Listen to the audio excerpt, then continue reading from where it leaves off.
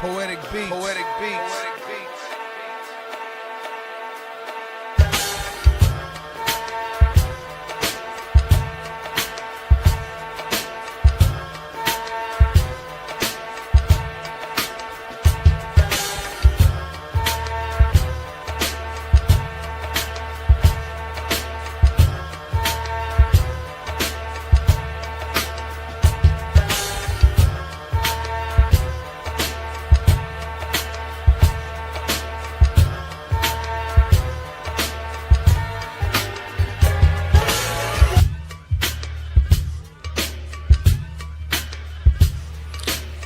This is First GenXers.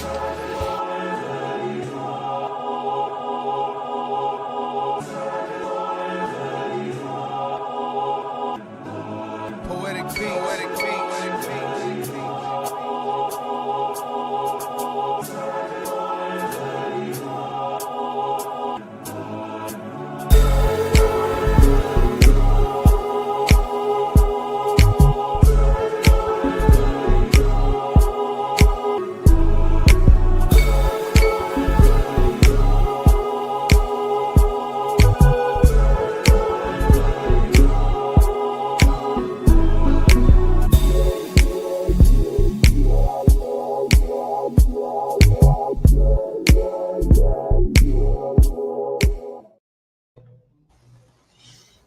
Good afternoon or early evening, no matter, depending on where you're watching this from. Yeah. This is the Cheap Pop podcast. Now, for those of you real quick who don't know what a cheap pop is, y'all are like, why y'all call y'all sales that? Give you a quick little rundown. It comes from the wrestling industry. The name is actually the name for this podcast, not the Cheap Pop moniker, but the name for this was created by a friend of mine, Alpha, who used to do the show with me, and he basically came up with this Sydney Buffalo Wild Wings one day on the fly.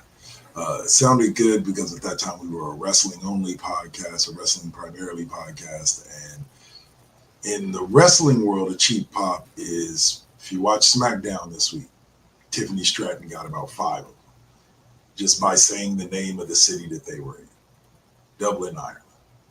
Yeah. She said it like 3 different times in the crowd. Yay, Dublin, you're talking about us. Cheap pop.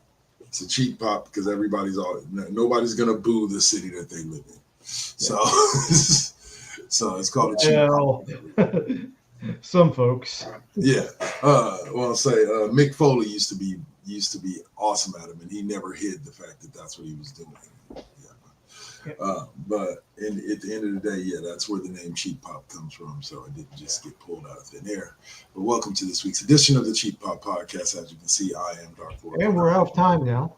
And this here is the one and only Rune Scryer from the Night Shift. And we're here to talk pop culture, wrestling, video games, and all that jazz. We'll be joined by the Saint later on, probably for this next back half of the show. But for right now, it's just me today. All right. So let's do this. First of all, again, I like to always point out, you can find us at Cheap Pop Podcast 25 on Facebook.com. Now, we're back to the questions. These are easy. These are now the Saint isn't here to bitch about it. These are obscure facts that I think only people about our age would probably know. Within 5-10 years, either way of our age. So the first question for the pop culture quiz for the day is, on Cheers, what was the name of the bar owner who sold the bar to Sam Malone before the series began? Stick with us for about 20 minutes and we'll give you the answer. Well, we'll give Dave a shot at guessing, and then we'll give you the answer. All right, so first topic up is Paramount had a 1985 hit movie starring Tim Curry, Michael McKean, and a host of others. Madeline Kahn. Yep. Yep. And yes, it was Ellen based. Burstyn, yeah. On the Clue board game. Yeah, on the Clue board game. Released in theaters with multiple endings filmed. So when you went to the theater, you didn't know which ending you were going to get. Right. as to who and how and where. That was one of the big things, and they're kind of doing a similar thing with the re-release into the theaters. I saw that basically it's going to run like August 26th, 27th, and 28th, and every night is going to have a different ending. So if you want to see all three, you got to go all 3 nights. So absolutely funny, hilarious, classic movie. oh yeah. I would say one of Tim Curry's best. Of course, I'm biased to his role as Frankenfurter, as his best. But others love this movie as well. One of my exes, my God, she was obsessed with this movie. She loved it, and like I said, she's the one that really introduced me. Like the first time I ever watched it from beginning to end was with her, and that was like late '90s, early 2000s. But yeah, like I'm glad to see it coming back. But it brings to me a bigger question about, again, are we just running out of good ideas in Hollywood? Because it feels like every other week there's some movie from my childhood that's being re-released in theaters for its 15th, 20th, 25th, 30th, 40th anniversary. Mm-hmm. So, it's not that. It's the, as we talk about a lot, Hollywood is risk averse. They want that money as guaranteed as possible. And, cow's still got some milk left in her. Let's get that last drop out of her. Yeah. They will milk it. And, everything's already pretty much been written off. So this is just about pure profit for them. Right. Help in a market that they have made struggling, various practices. So this is where we're at, where we're just gonna hit. Yeah. Because I want to say, wasn't it like 2 weeks ago they announced that at some point Ninja Turtles is going to be released in the theaters? Yep. Like I'm trying to get a grip on how many of the movies from my childhood are going to be re-released before. Like, leave Princess Bride alone. Just let it stay on DVD. Let it be passed down through generations. Yeah. Yeah. Except for Once Upon a Deadpool. Yeah, except for Once Upon a Deadpool. Okay. Oh man.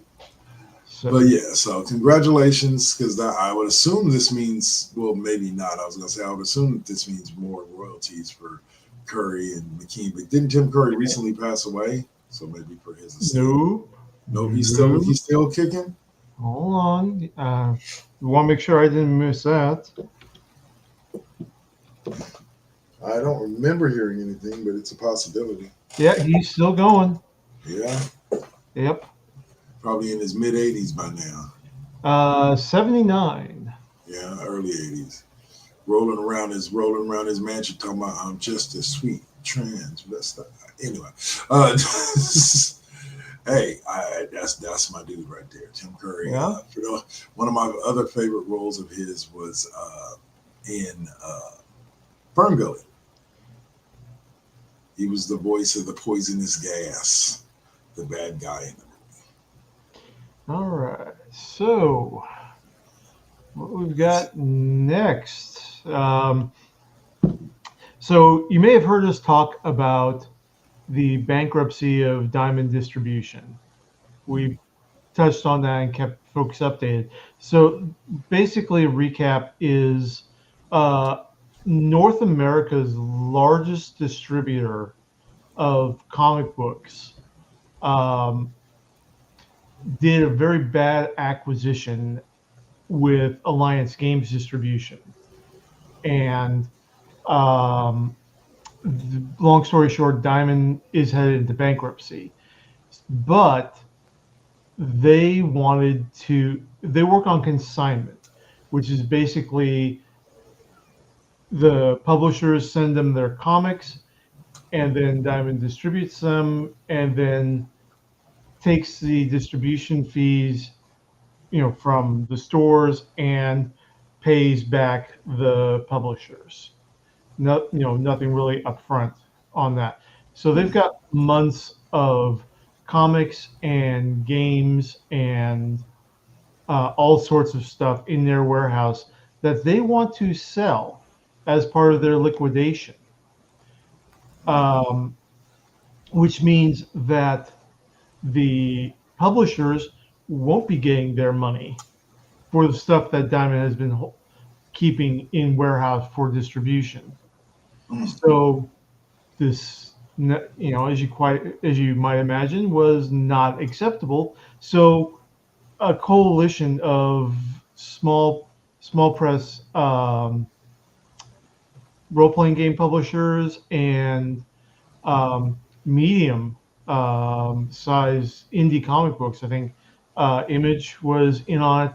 They formed a class action suit to prevent Diamond from doing it. And so Diamond put their legal arguments before the judge, and the judge says, no, that's not how you're going to raise more cash capital. If you want to sue to be able to sell this merchandise as part of liquidation, you have to sue each individual publisher. You can't class action this. Okay. So that's a big step forward for the publishers. We're always on the side of the little guy. And we will keep you updated on what else comes along with that. Looks like it's publishers one Diamond nothing. That's a good thing for the little guy. We'll see how this moves forward, and we got another 3 years of a big government that's going to be in the side of the bully. So, more than that, it's more than that. The tariffs are really cutting into gaming because all the little pieces for games, all the cards and other stuff like that, it's all pretty much printed and published in China. Yeah. So, That's it. We'll see. We'll see where it goes. Okay. I wasn't necessarily talking about tariffs. I'm just talking about our court system ain't going to be running exactly right. So we'll hope that these wins keep piling up for the publishers. But all right. So we'll say, all right. So I open the show with the pop culture quiz question. And that always closes out the segment before we move on to anything else there. Let's see. On Cheers, what was the name of the bar owner who sold the bar to Sam Malone before the series began? I want to say Coach owned the bar before Sam did. Well, was Coach's name Gus? No. Yes. That was the name of the gentleman who sold the bar to Sam. They gave us no last name in the answer section where I found the questions at. So Gus will have to do. There we go. Okay. All right. So that takes us. Game recognized game. You got one. Yep. The satisfaction of saying that you won, Mr. Architects of Fate. The pop culture quiz is for edification of knowledge only, says. Education of knowledge only. But thank you for joining us. It's a no prize, guys. Yeah. Maybe sometime down the road we'll do some prizes, but not right now. All right. So that.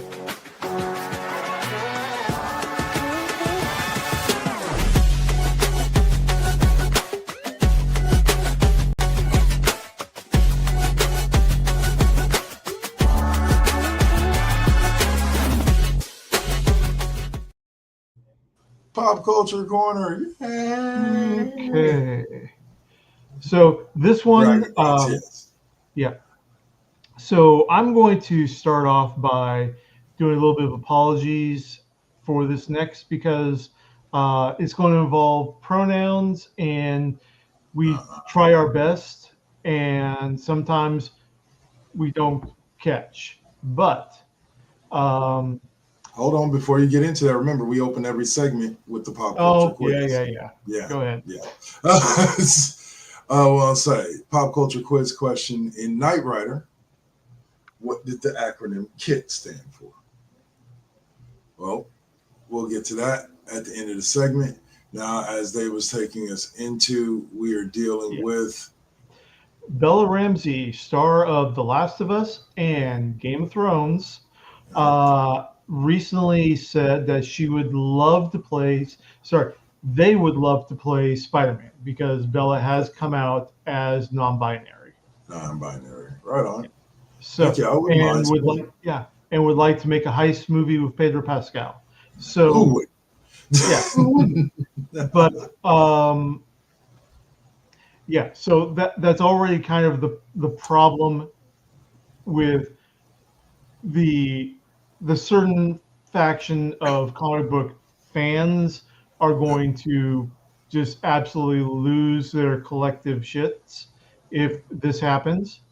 I would be completely cool with Bella playing Peter Parker, because one, um, it's going to be a great thing of representation for both Hollywood and the non-binary community.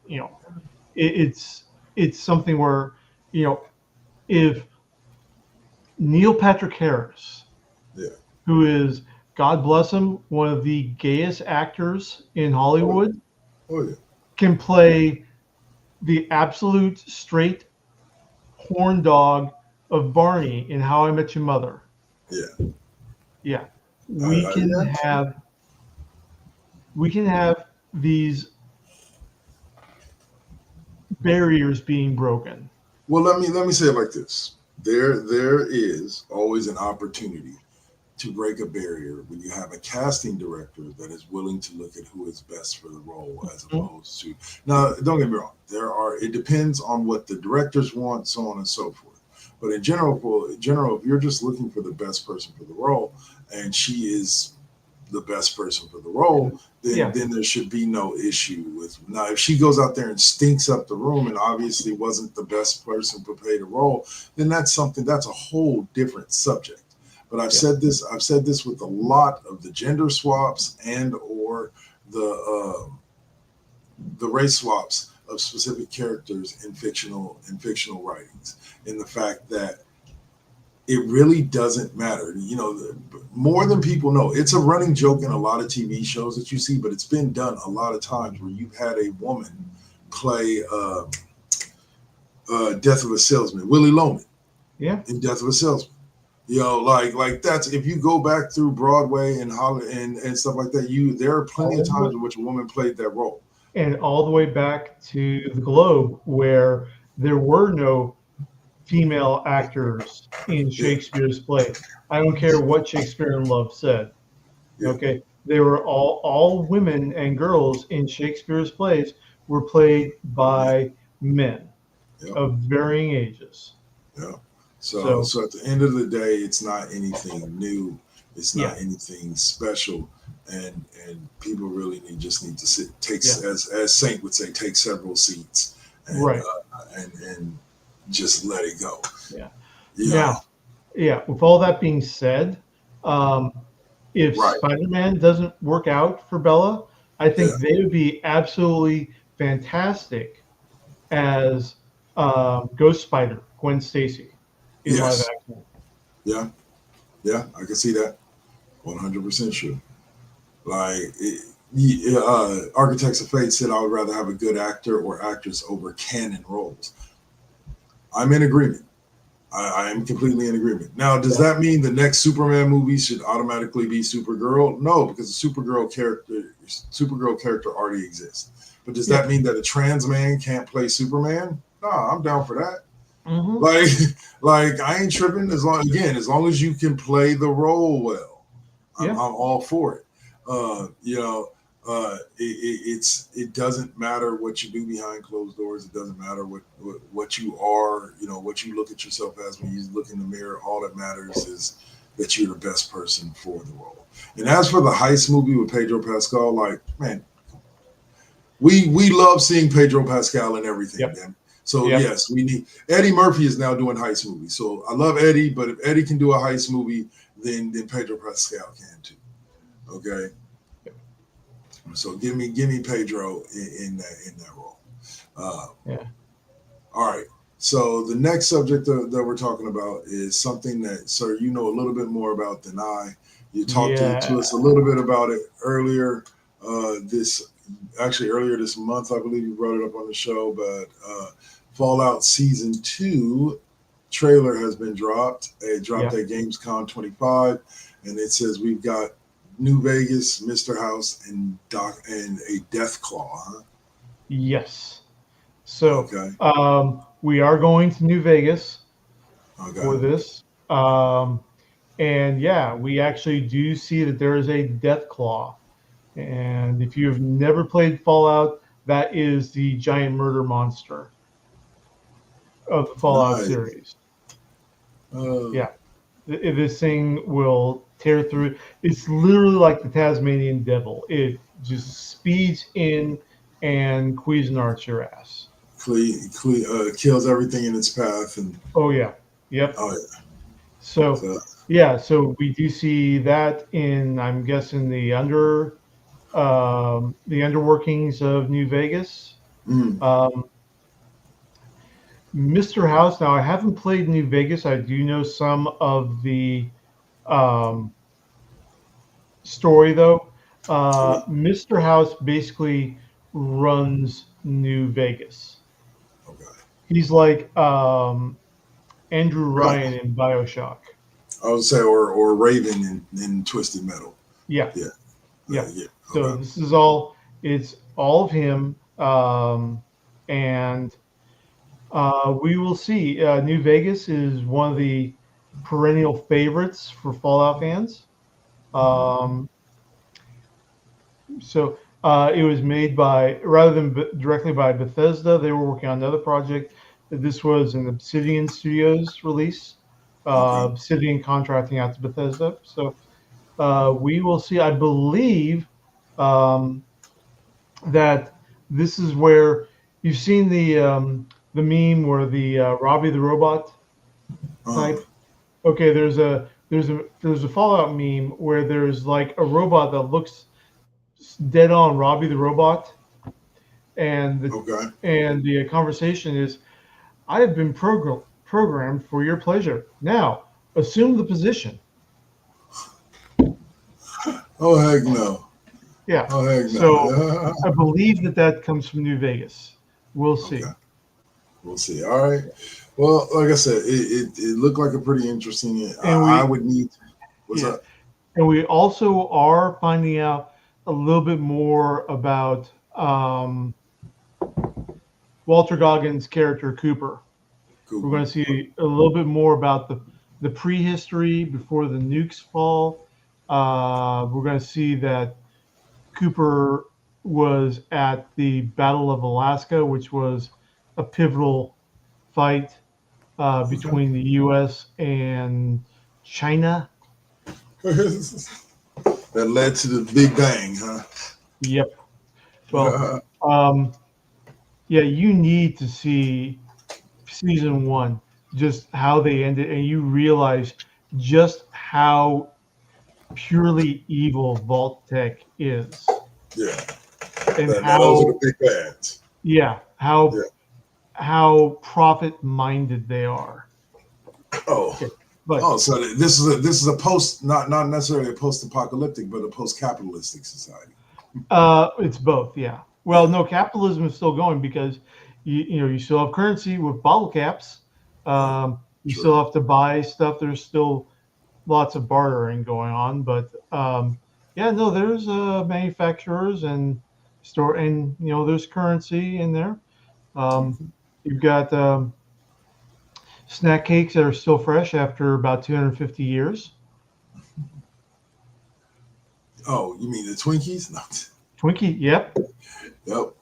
All right, so we'll go from Fallout to Family Matters, and that's a transition.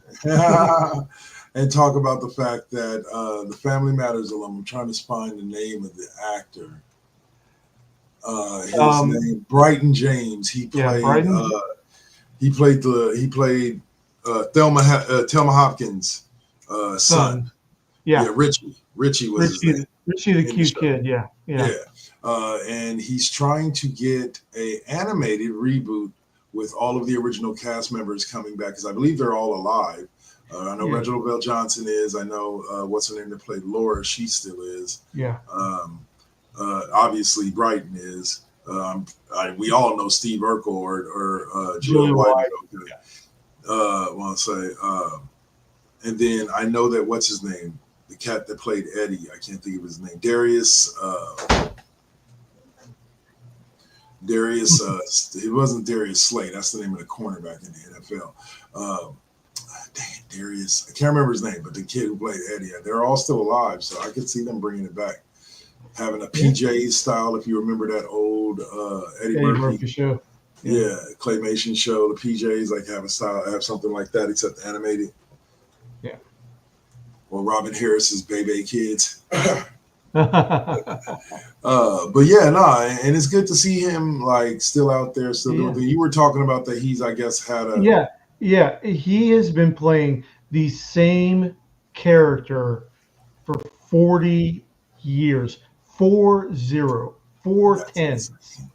He's been playing the same character on The Young and Restless. He started that role the year before Family Matters shut down and ended. Because if you remember, it went from ABC Studios to CBS production in its final year. Did it? I forgot. Yeah. I forgot about that. I thought it was ABC all the way through.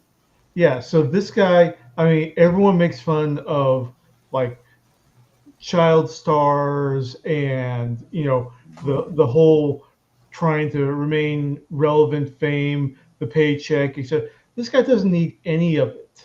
Okay. When was the last time that how long did you have your last gig for, your last steady job for?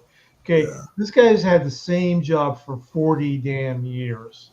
It just happens to be acting. That's one of the rare career positions in acting. If you can become a popular enough soap star, you can literally be a soap star your entire career. 30, 40, I can't think of the name of that actress. Susan Lucci? Yeah, Susan. Was the actress from like All My Children, and she played the same character. But the character had died like 4 times and came back out of nowhere. That's the thing with soap operas, is they can kill your character off this week and bring you back 2 weeks from now. That's just what soap operas can do. But 40 years, congratulations to him. I'm pretty sure that there's 100 million actors out there that would love to have had that type of run on anything. Yeah. On anything. So, but he says just on the show itself, he said he got pretty far along, right, with pitching it. And let's see.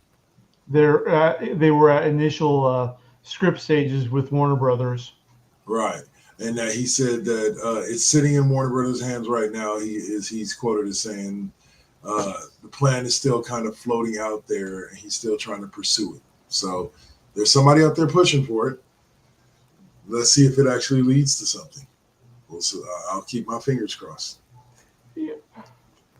All right. So next subject up in a not so loaded pop culture corner. I do not know what this is. I'm not a huge Pokemon fan. Okay. This is Wild Miraidon. Miradon, yes. Yeah, so Miradon. This is now my new midlife crisis obsession. So in the most recent generation of Pokemon, which is Pokemon Violet, Pokemon Scarlet,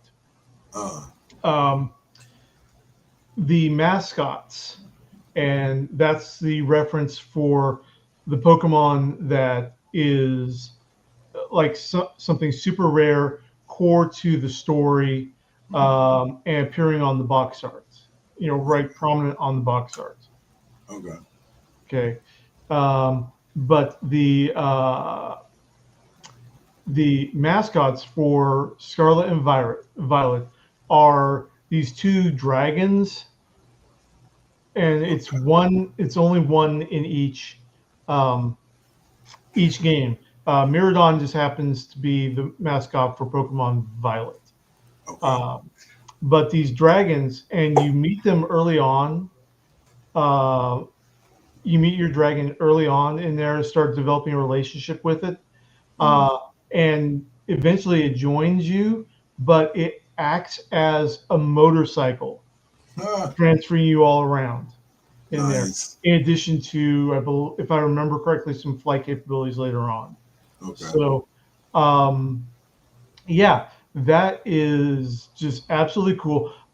And Honda, I think it is. Nope, Toyota had what's called the Miradon project, which is an actual drivable motorcycle with a body shaped like Miradon. So it's a collector's item, is what you're saying. But it's a functional This is- motorcycle. yeah. Like Yeah. like I'm gonna be honest with you. If one of them things ever drives by me on the highway, I'm just gonna have to pull over. I'm just Yep. gonna have to pull over for a few minutes and just, Yep. all right, man. And it got revealed at the 2025 Pokemon World Championships in Anaheim, California. Nice.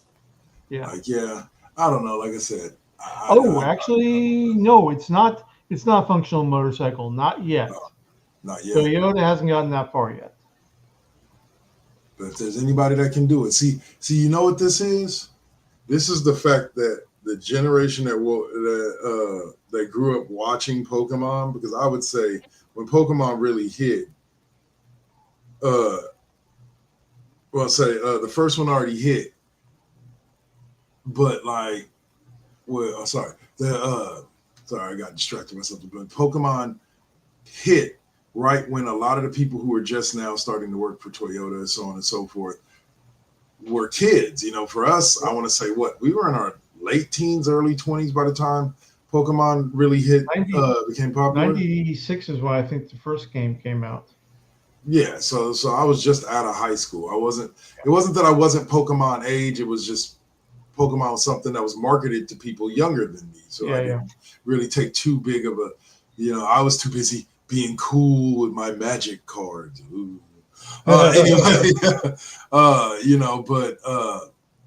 but yeah, so I didn't really get into it until well after the craze. Same here.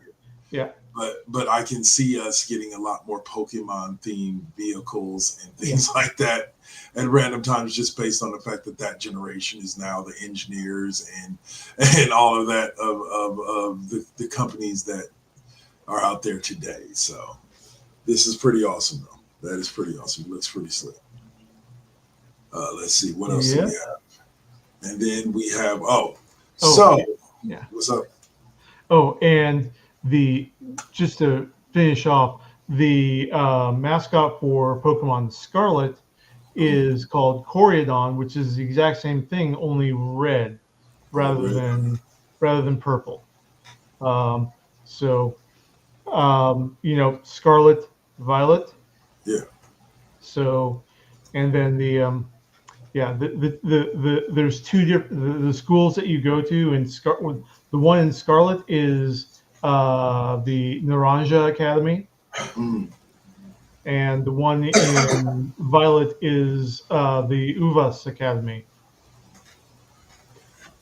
It's you know what I really want to see, and I know it's already been built. I just don't have enough money to ever buy it, but would love to ride it one day. As I remember hearing that somebody built a life-size version of the Akira bike. And, that's a project bike that's been done several times. Yeah.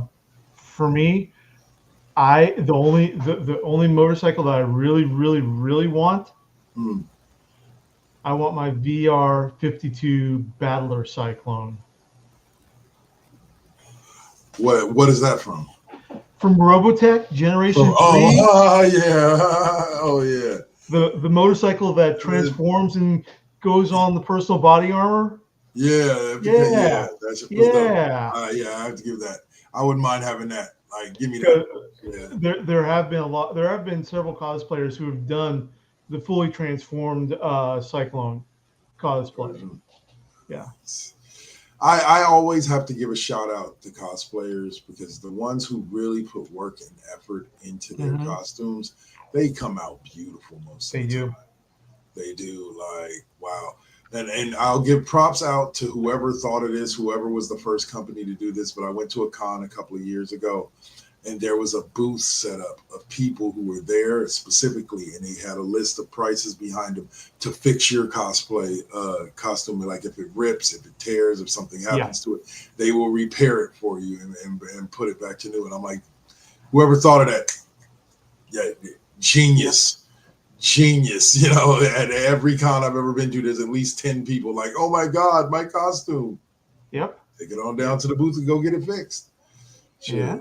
All right, so last subject for Pop Culture Corner is looking at, for those of you who have not been keeping up, we got through episode 7 last week before we did the last show, and now they've released episodes 8 and 9 of the new season of Twisted Metal. And let me say this without giving too much away. Oh my God, Calypso! Like this gives away talking about this scene gives away nothing major. There's a scene at the very beginning of the tournament when they when Calypso's kind of like approaching the contestants for the first time, and like he has this big, like easily like big enough for a plane warehouse doors that are opening, but they're opening like extremely slow. And at first Anthony Mackie's like, hey, like, why is this taking so long? And Quiet and Stephanie Beatrice is like, man, I like this. Like, he's got a little flair to him. And then they literally black out like they go to commercial break, come back, and they're still opening the doors. And even Stephanie Beatrice turns around and goes, yeah, this may be taking a little too long. And it just has a bunch of little moments like that. Again, like I said from earlier, without giving away any spoilers, Samoa Joe and Will Arnett combined as Sweet Tooth. They do an excellent job. A friend of mine just recently told me about the fact that in an interview, it was a Chris Van Fleet interview. Yeah, he was talking to Chris Van Fleet, and he was talking about how he's actually like mouthing the lines underneath the mask as he's doing it, even though he's not the one saying the lines. Yeah. He's still mouthing it. And when you watch it, you see like that's how they can make it perfect. It's because Joe is actually acting as if he's saying these lines. Mm-hmm. But just the whole Sweet Tooth storyline is amazing in this one. And I hope they keep going with it. Can't wait. I think they said the finale will be out next week. The season finale comes out on the 28th. So we're probably getting episode 10 on the 28th. And yeah. Dave hasn't caught up with me yet. That's why I'm trying not to. I have not caught up because, I was a season behind on Twisted Metal already. I'm slowly catching up. But my focus has been on Alien Earth on FX. And holy whatever expletive of choice you care to insert, it is the bomb. Yeah. It is pitch perfect on so many levels. From the iconic music, the echoing fading echoing trumpets, da, da, da, da, all the way in there. The green CRT teletype noises in there. Hold on just a second.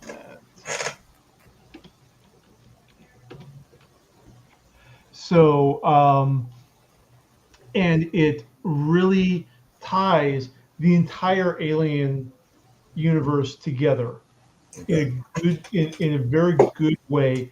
Makes a lot of things make more sense. But this is basically timeline wise. This takes place 2 years before the original film does. Oh wow. Okay. And what happens is there's a science vessel called the Maginot, owned by Weyland-Yutani, that's returning to Earth after a 65-year mission. in deep Okay. space, and something goes wrong, and it basically crashes into Earth. Okay. Now, at this time, they go through a bit of a lore dump, but at this time, there are 4 mega corporations that control Earth. Okay. North and South America is controlled by Weyland-Yutani. Okay. Okay, and they mentioned a couple of others, and the other really important megacorp is Prodigy, which is the youngest, and they have most of Southeast Asia wrapped up. Now, part of this is it's a race for immortality, because if you remember, Weyland-Yutani, he's always been obsessed with living forever. Okay. So, and that's what set off the Prometheus and Covenant missions in Okay. there. So Weyland-Yutani is trying to find immortality through biotechnology. Okay. Okay. Another way of functional immortality are cyborgs. Okay. Basically, meshing on the machine parts to the meat. And one of the main characters in there, the security officer on board the Maginot, is a cyborg, and he is pretty freaking awesome. Okay. The other way is through synths, through Bishop, Ash, etc., the robots. Okay. What Prodigy has just done is they've unlocked uploading human consciousness into synths. And that's where it opens up. And they have this little group called the Lost Boys. Okay. And they're all kids who had terminal illnesses who have been uploaded into these synthetic bodies. Huh. So they're now adults and everything. And full props to the acting cast. They play the 10-year-old in the adult body like just as good as Tom Hanks did in Big. It's literally that awesome of a job. Stellar acting. The leader, the first one, her synth name is Wednesday. Okay. Or no, sorry, Wendy. Wendy. Yeah, that's and the other Lost Boys are literally named after the Lost Boys from Peter Pan. Nibs, Curly, Slightly. Nice. So all the names, and they don't necessarily apply because they're about half boys, half girls. Right. There, and just Wendy's got the mother part of it. Timothy Oliphant is in it playing a synth advisor to the young techno bro of Prodigy, Okay. who literally chose the name Boy Cavalier with a K. Yeah. So you've got a Weyland-Yutani ship carrying all sorts of alien critters and specimens, 5 specimens that had not been previously recorded, crashing into New Siam, which is Prodigy territory. Okay. And so the race is on to retrieve the specimens, dodge the xenomorphs that have gotten released. Okay. And Wendy's also trying to reconnect with her brother. Her brother was told that she died. Okay. Her parents basically sold her to Prodigy Corporation for the experiment. Okay. And her older brother was told she died. He's now a team medic on a search and rescue squad. And these guys, of course, get the call to go into the Maginot to start retrieving stuff. And bodies hit the floor, both from the Xenomorph and from the Weyland-Yutani security officer trying to keep all the company's inventory in company hands. So action, drama, bits of really good humor to lighten everything up, classic alien horror, and just a really fantastic way of bringing everybody into the same and roughing out or smoothing off the rough edges from that is the Alien franchise. So yeah, so we've got an outbreak on Earth 2 years before Ripley's encounter in this, in the original film. Yeah, but it does also explain why there were sudden orders from the corporation to go investigate this signal, land on this planet, and come back.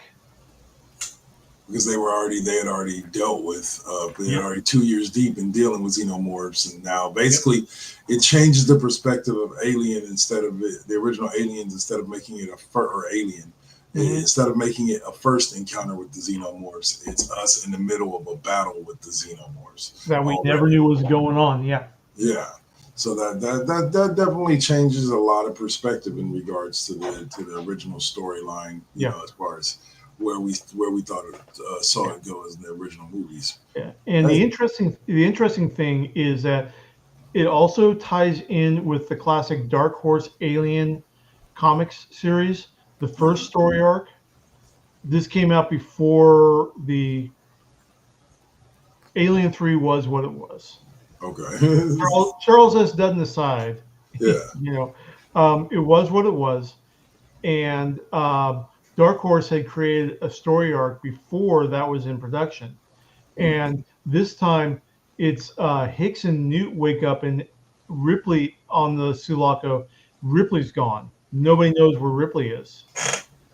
And so the first arc is a more now in her late teens, early 20s, Newt joining up with a Colonial Marine battalion to go search for Ripley and find out, you know, her last contact was on this planet.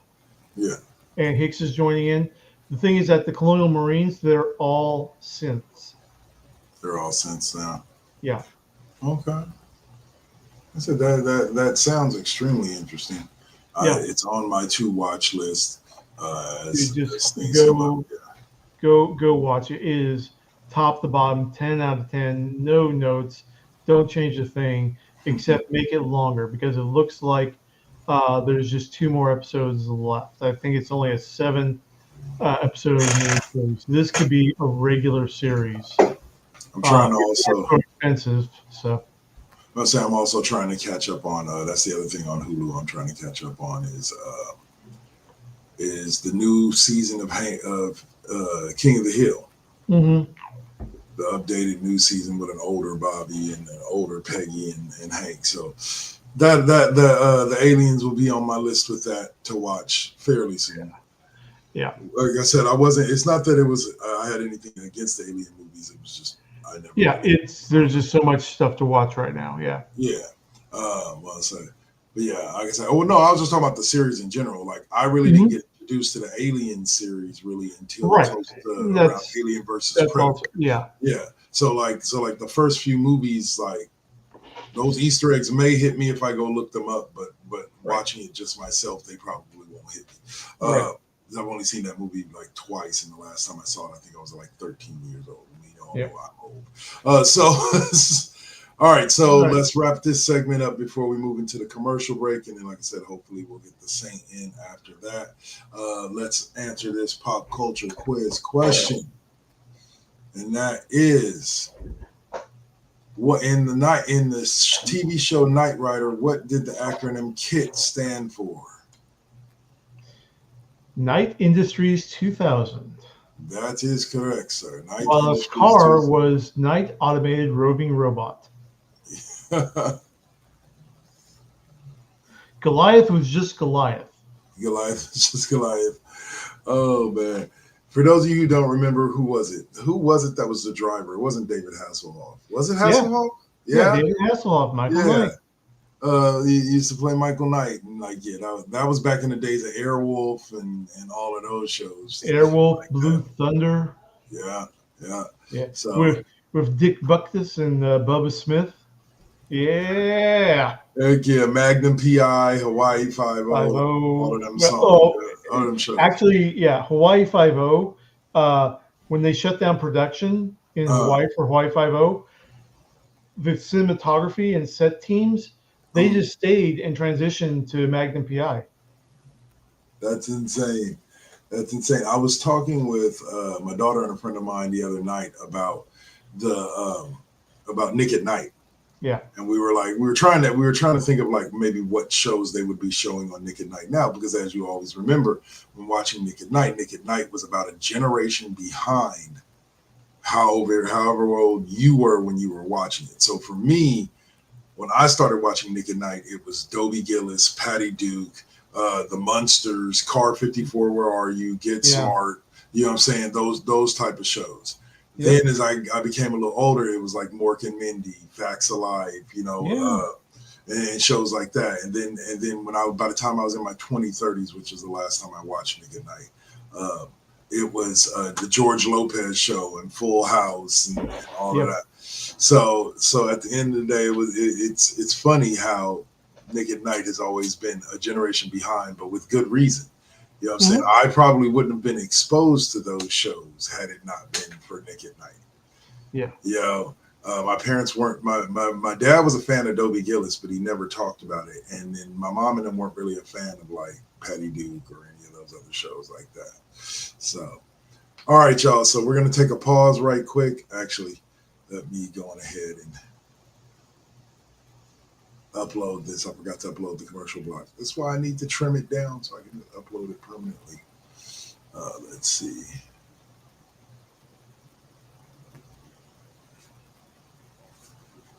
So cheap pop. Commercial block. There it is. All right, we're gonna go to this commercial block, and we will be right after the break. We will have SmackDown Alley and video game talk. So be sure to stick around for both as we proceed to give you what you need here on the Cheap Pop Podcast.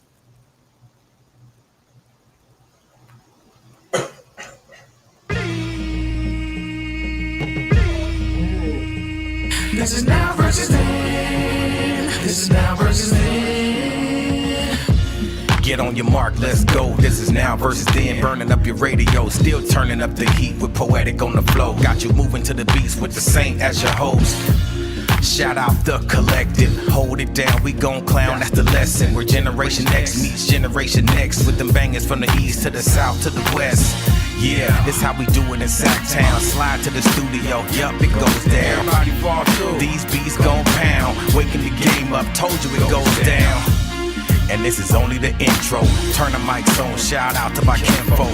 Where you at, y'all? Let's get this started. Turn down for what? We about to start the party. Let's go, let's go, let's go, let's go. This is now versus then. This is now versus then.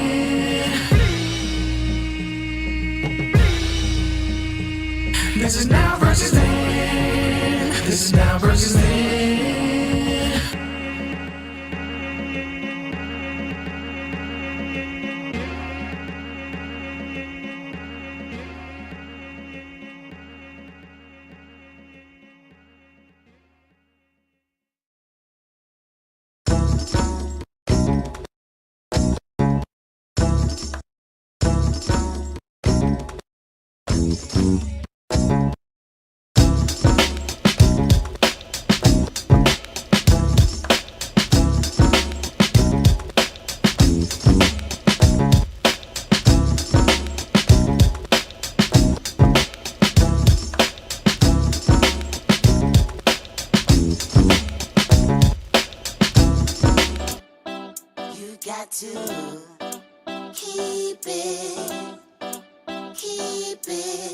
You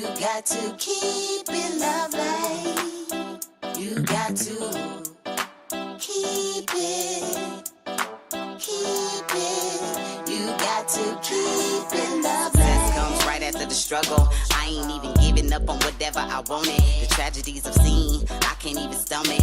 Most of y'all weak as shit and would've started running. Every time I make it back to the crib, I'm thankful the Most High let me see all of it. Grateful I'm lovely, and I'm being real with this. Please don't judge me, I'ma stay on my shit. I'ma keep a grind mode button, push it, make it do something. No balls for me, cause I'm a loose cannon. I get to choose camera, switch it up, look up a new banner. Keep smoking on that banner.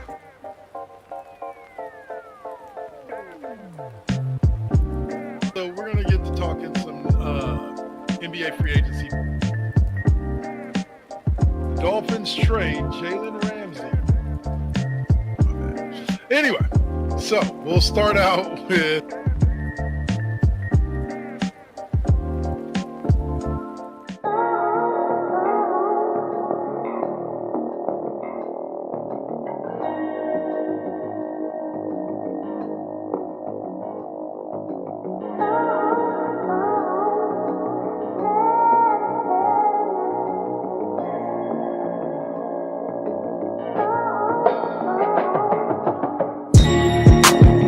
They say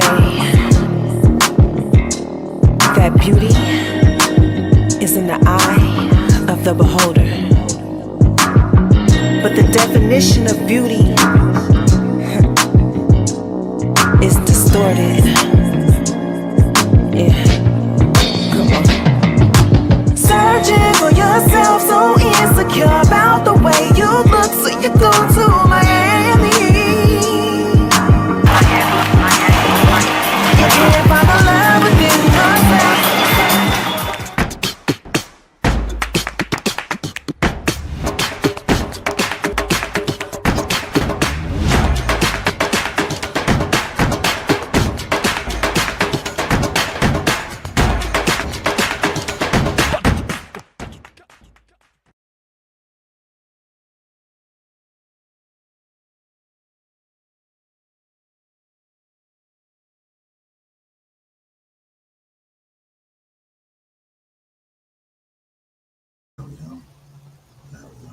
All right, and so we are back for the second half. So no Saint quite yet, but he might join us before the end of the show. Hopefully all the best is going on with him. All right, so this next half of the show is going to or not half, but this next part of the show, block of the show is going to be about pro wrestling.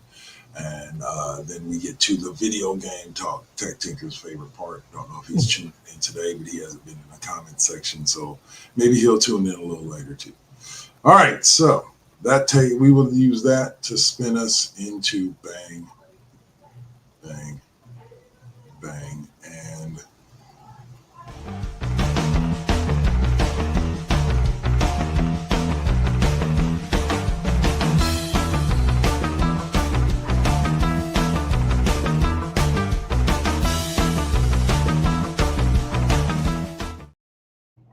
all right, we're in SmackDown Alley. If you don't know your role and shut your mouth, you might find yourself getting rock bottomed on Jabroni Drive. It's our section where we talk wrestling, but first, we always start out with the Pop Culture Corner quiz, or Pop Culture Quiz.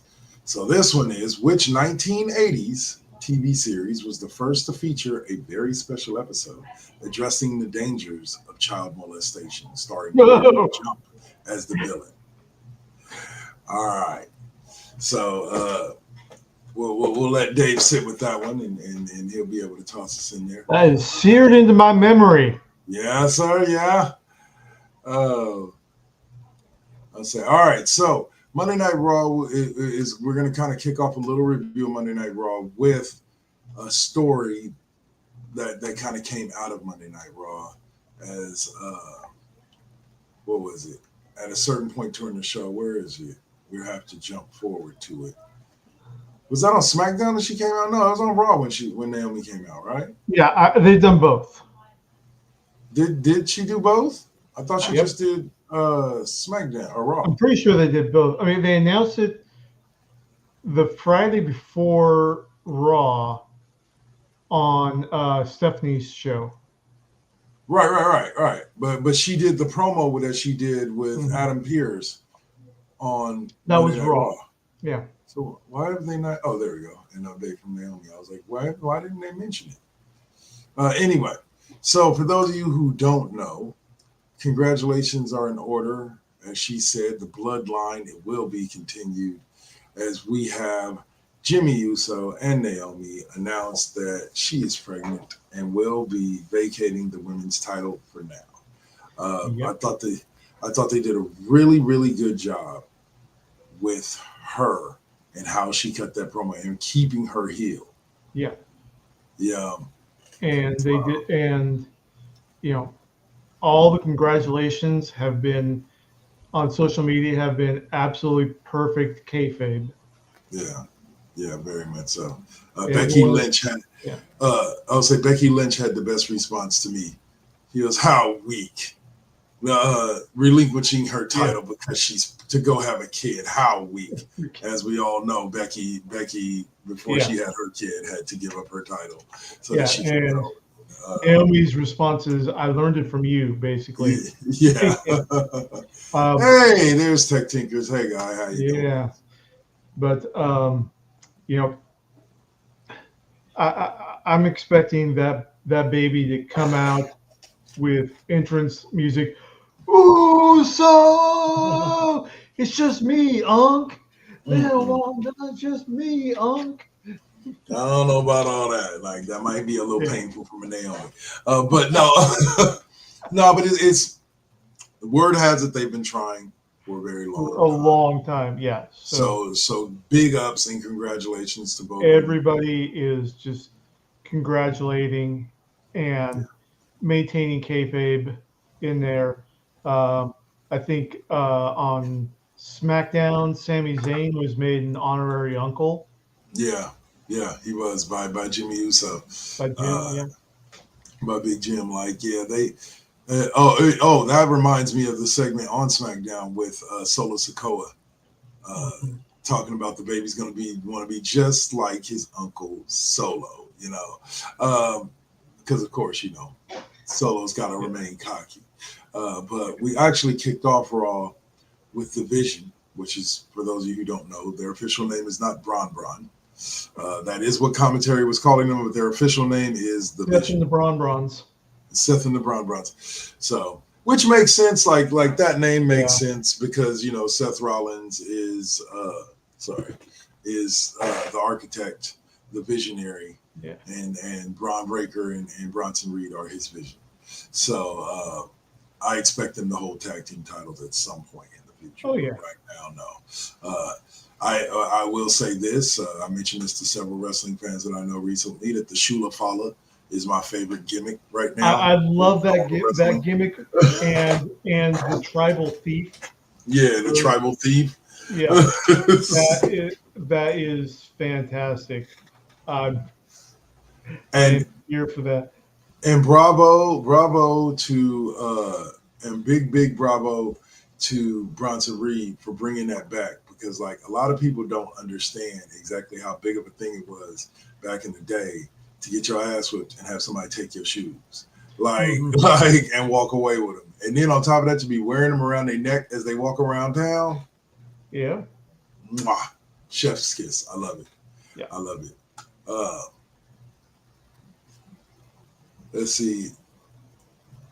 Jay Uso came out, cut a promo on Braun Breaker.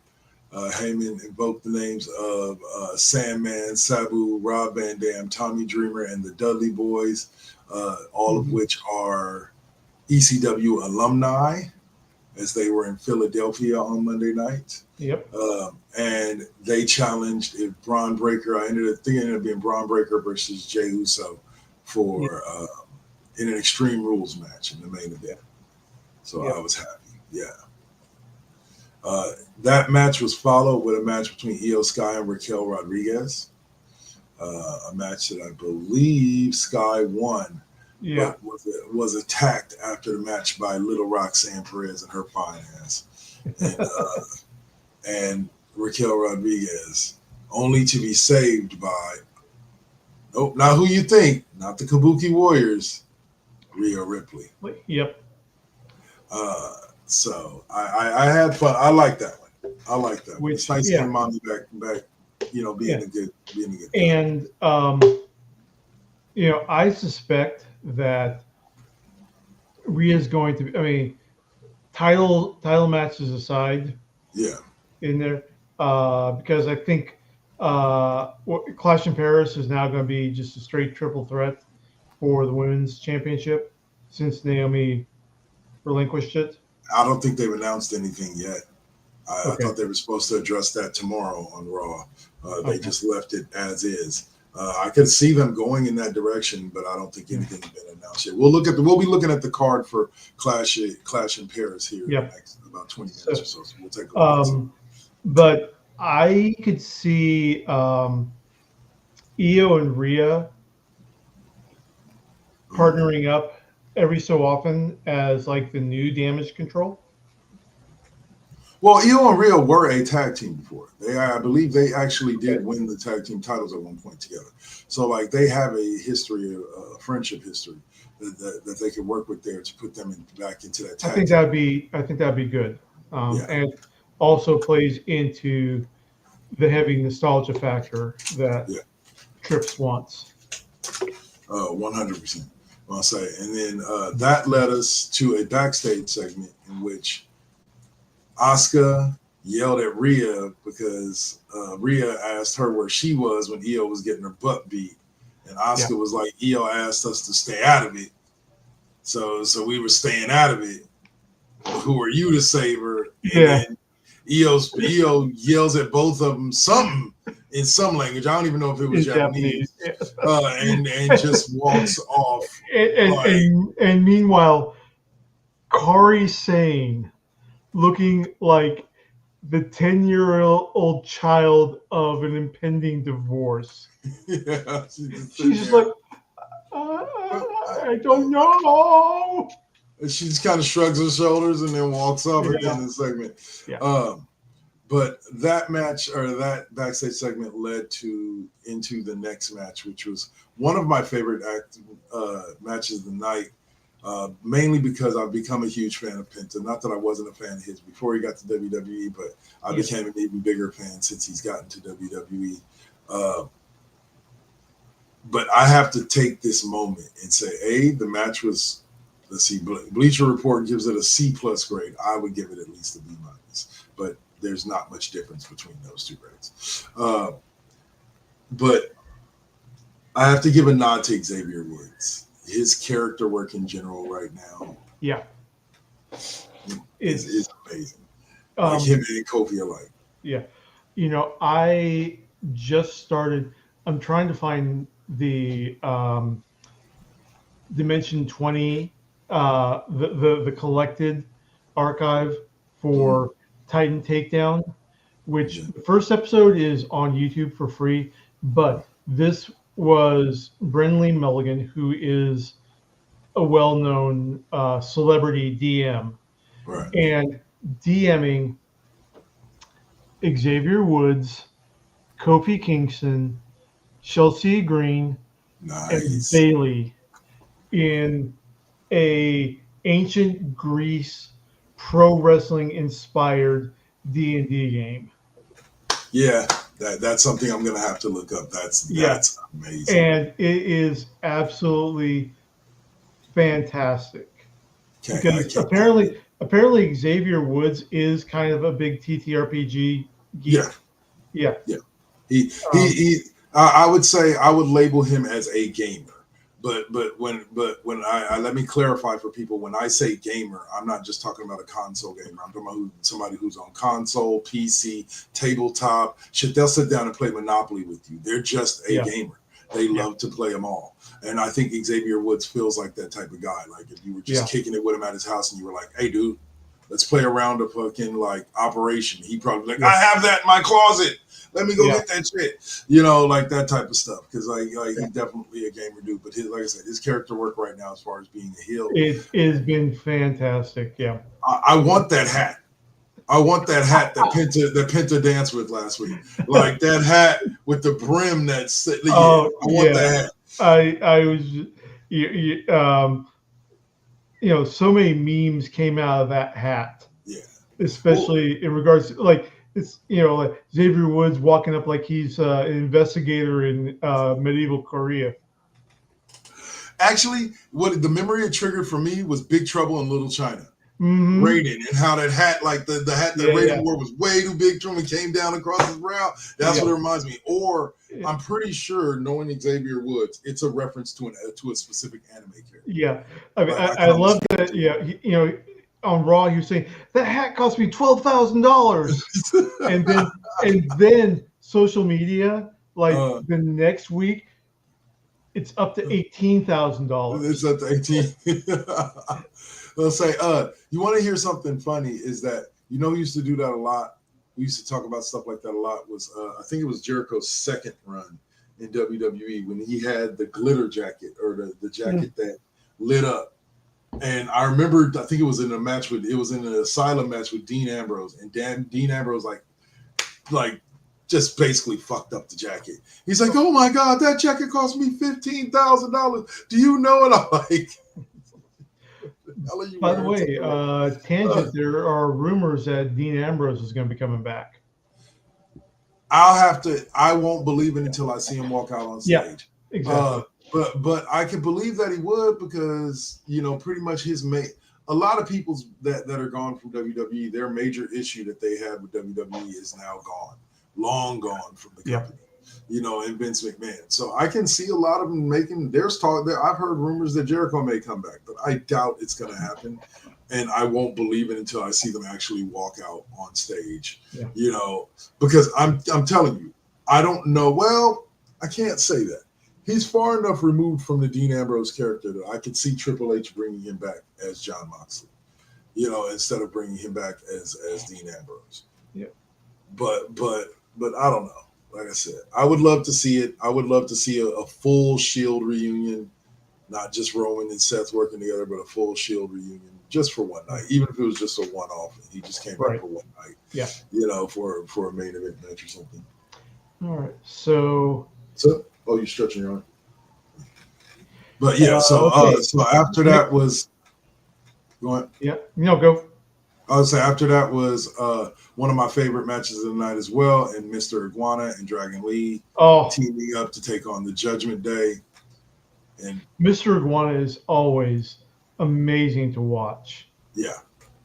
And here's also what I like about all of this, and I said this at the very beginning when they announced the first Worlds Collide, is that everybody is talking about the fact that oh my God, WWE bought AAA because they want to eat up most of the other competition in the market, but they're kind of leaving AAA as their own thing down there, and they're exposing a lot of people to their wrestlers within the WWE environment. It's not just they're sending wrestlers down to Mexico to go wrestle at their events so that their events can get, more eyes on them. No, they're bringing their guys to WWE or not to WWE. They're bringing their guys to the main roster and having them get exposure there. Which is an amazing deal as far as I'm telling you, next WrestleMania on the card is going to be Tonga versus Omos. Tonga. I would love to see it. Like, I don't know. It will depend upon how far along Omos has come as far as what he's doing in ring. But if Omos is there, yeah, I could see that, because that would be a hell of a match. It would kind of remind me of the Great Khali versus the Big Show. Yep. Back in the day. Tonga versus Omos. Yeah. Like, but with normal movement. Right. Well, both Big Show. Well, not really so much Big Show, but Great Khali was very much limited in what he could do. Yeah. He's one of those poor guys that it's not that he wasn't a great wrestler. It's just really his size is what propelled him to a World Heavyweight Championship. Is like, but yeah. So that match was won by the Judgment Day, which was expected. But we did get a surprise appearance by the one and only Vikingo, the AAA Mega Champ. So that was great. Still continuing the feud of Dirty Dom. Right. So, all right. So we have somebody joining us finally. No. From the hills of the magistrate. No, I'm messing with y'all. All right. So we're going to bring him in. 1, 2, 3. There he is. The one and only Slane. How you doing, bro? I'm all right, man. Life is lifing, man. Life is lifing. But Yeah, nevertheless. So, Let's go. What's going on? oh, all right. So I'd have missed a lot. About halfway through Raw recap right now. Right. Okay. At this So point, let's we're at the women's intercontinental title match between Natalya and Miss Becky Lynch. Yep. And I like that Natalia's getting the push. Yeah. Well, I think that I like the fact they're giving her more screen time. They're bringing her in more places, and they're giving her storylines with championship material or championship. Whatchamacallit. Yeah, and it's actually good to see Natalya back in there, especially, representation for the Hart family, you know what I mean? Yeah. And, it's like she's always, as far as I'm concerned, she is always going to be, key to, especially having those ties as being third generation, or is it third or fourth generation? She's a third generation. Yeah, she's third so generation. Yeah. Right. Yeah. Oh, yeah. Natalya's third generation. Yeah. So it's a good thing for me. Yeah, it was good. Bailey continues her spiraling. Yeah. Has she ever done a heel turn before, or? This particular version of Bailey is a hybrid between, is a good version of who she became after she dropped the hugger gimmick. She was a good guy for a very long time with the hugger gimmick, and she was hugging everybody and blah blah blah. Yeah. And then she went heel. Yeah. And she was heel for a good 2-3 years. And then that's when she had her run with Sasha Banks, where they held the tag team championships at the same time that she was champion on Raw and Sasha was champion on SmackDown. So yeah, she's done the heel thing before. This is just more of the crazy heel thing. Yeah, it's, I get it, but at the same time, going into the bitches be crazy territory trope. It's worked for them for a long time with a lot of them people. I don't know if Mickie James is as popular as she is today if she didn't play the crazy stalker of Trish Stratus when she came out. And I mean crazy. Oh, yeah. Like crazy impersonating her. Like impersonating her crazy. Like, man, I'll never forget that storyline. She was launched off her the hinges. Yeah. Now her skill was off the charts already, but that storyline and that character launched her. So I see what you're saying, but it is a trope and it is used often. But if used correctly, it can be a great storytelling mechanic. Right. Yeah. Especially because, I was gonna say because Bailey, like when she killed the huggers persona. There were so many little girls, man, that were just crying. It was, she knocked the inflatable dolls down. Yeah. I was like, man, that kind of broke my heart for these kids because, there were, young ladies that watched wrestling, you know, and they were like, kind of like the effect that John Cena had on kids. When he turned heel. I'll put it to you like this: nothing will ever be better of saying "F them kids" than the little Miz girl when the Miz cashed in his Money in the Bank on Randy Orton, and they got a still shot of her just like there was nothing her parents could do to make her smile, look up. She was just pissed. Yeah, that's what they did when Bailey flipped. Is they were just Bailey did another promo on Raw this week that led us into the announcement by Naomi, which we talked a little bit about earlier, and her whole promo where she lashed out at Adam Pearce, which was great. She was like, "You ain't never done. Get the hell out of this ring," and put him out the ring, and then proceeded to make her announcement. And you know what? Let me say this. After months of saying I do not like the proceed with caution tagline, for once it was used in a way that I liked it. For her to end that promo like that, I liked it. I was here for it.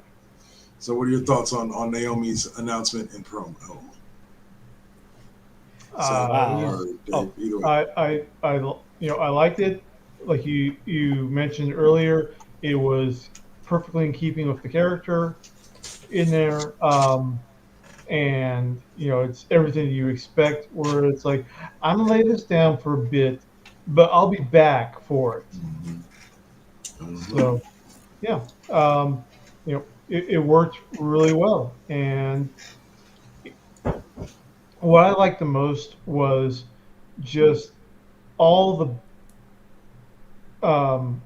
backstage shots of when they're not doing the kayfabe, of everybody congratulating Naomi and Big Jim and just everybody, just the whole backstage family feel for it. I mean, I liked seeing that. And the social media topics have been completely kayfabe, with like Jade Cargill saying, "Well, I guess maybe we better make up so that I can babysit my niece." That was hilarious. Yeah, It's something that's going to be extremely. In 30 years from now, when we're watching the 800th member of the Bloodline debut, and it's this baby, we'll all be able to remember back to this moment and be like, we've been there from the beginning. Yeah. So I personally cannot wait for R-Truth to get introduced to the baby if it's a boy, because that's like, it's little Jimmy. Yes. I thought about that. I just thought about that. Little Jimmy. All right. So we close Monday Night Raw with a main event of Jey Uso taking on Braun Breaker in an Extreme Rules match. So let me teach y'all something real quick, people out there. If something is an Extreme Rules match and it's a main event, odds are good one of two things is almost guaranteed to happen. Either the good guy is about to get the shit beat out of him and he's going to be left for dead in the center of the ring, or somebody's coming back. Try to guess which one happened for this one, guys. Let me see. So Jay and Braun. Or C, both. Yeah, true. Jay and Braun gave us a great match. They beat the living hell out of each other with everything that they could get their hands on, and they gave us one hell of a match. And as the match was breaking down, because of course, Bronson Reed and Seth Rollins had to interject in the match. Yes. And as they were going to beat down Jey Uso, everybody had this sudden urge to put ones in the air. Out comes Roman Reigns' music, and of course, the return of the one tribal chief, the only tribal chief, Roman Reigns. He comes down and helps clear the ring of Seth and his Paul Heyman's "I'm fucked" look is always priceless. Yes, because he doesn't know who Roman's going to be coming after first. Yeah. It's like, is he going to be targeting one of the Browns? Yeah. Is he going after Seth? Is he coming after me? I think the Heyman will be at WrestleMania. Heyman's safe until we get to a big stage like WrestleMania. Then Roman might put his hands on him. Yeah, because I can tell you right now, his number one target is going to be Seth Rollins. Oh yeah. I mean, they have a very long history, especially after the betrayal. So, that's yeah. Let's get Roman, Punk, LA Knight, and Jay into an impromptu alliance. Yeah. To move forward. Possibly. They three of them can't. And the only reason I say can't is because they're going to be competing in a fatal four-way for that championship. at Clash in Paris. So Yeah, I know. Post championship. post championship, yeah, Yeah. to face Seth. But then the inevitable of Seth actually keeping the title would have to happen. But we'll see how that breaks down. We'll see. Yeah. Okay. That Clash in Paris. It's going to be a hell of a show. Speaking of Seth, I want to pitch an idea to you in regards to Money in the Bank, because Money in the Bank has become really, really predictable in terms of when someone's going to cash it in. It's just more of a matter of, what title or what angle is going to get pushed in there. I mean, we all knew that Seth was going to cash in on Punk at the Gunther match, And Can I pitch something, or can I just put a parentheses bracket there? Yeah. Nobody knew until we all knew, outside of the people backstage. Everybody guessed. Everybody thought, but nobody knew until we saw it happen. Right. But go on. Sorry. Okay. So I just thought. So what? Now, we know that the Money in the Bank contract, guaranteed, written out and everything. Yeah. What I want to see is when we get around to another heel with Money in the Bank, with a huge rivalry, especially if the heel is getting repped by Paul Heyman. What I want to see is house show after the screw job, the Money in the Bank screw job.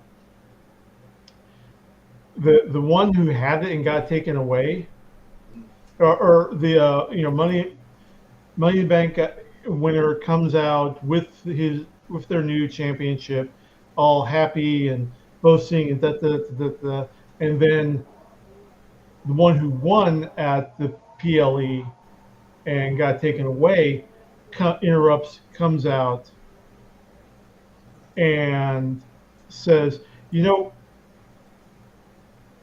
we all know what your contract said, but do you know what our contract said?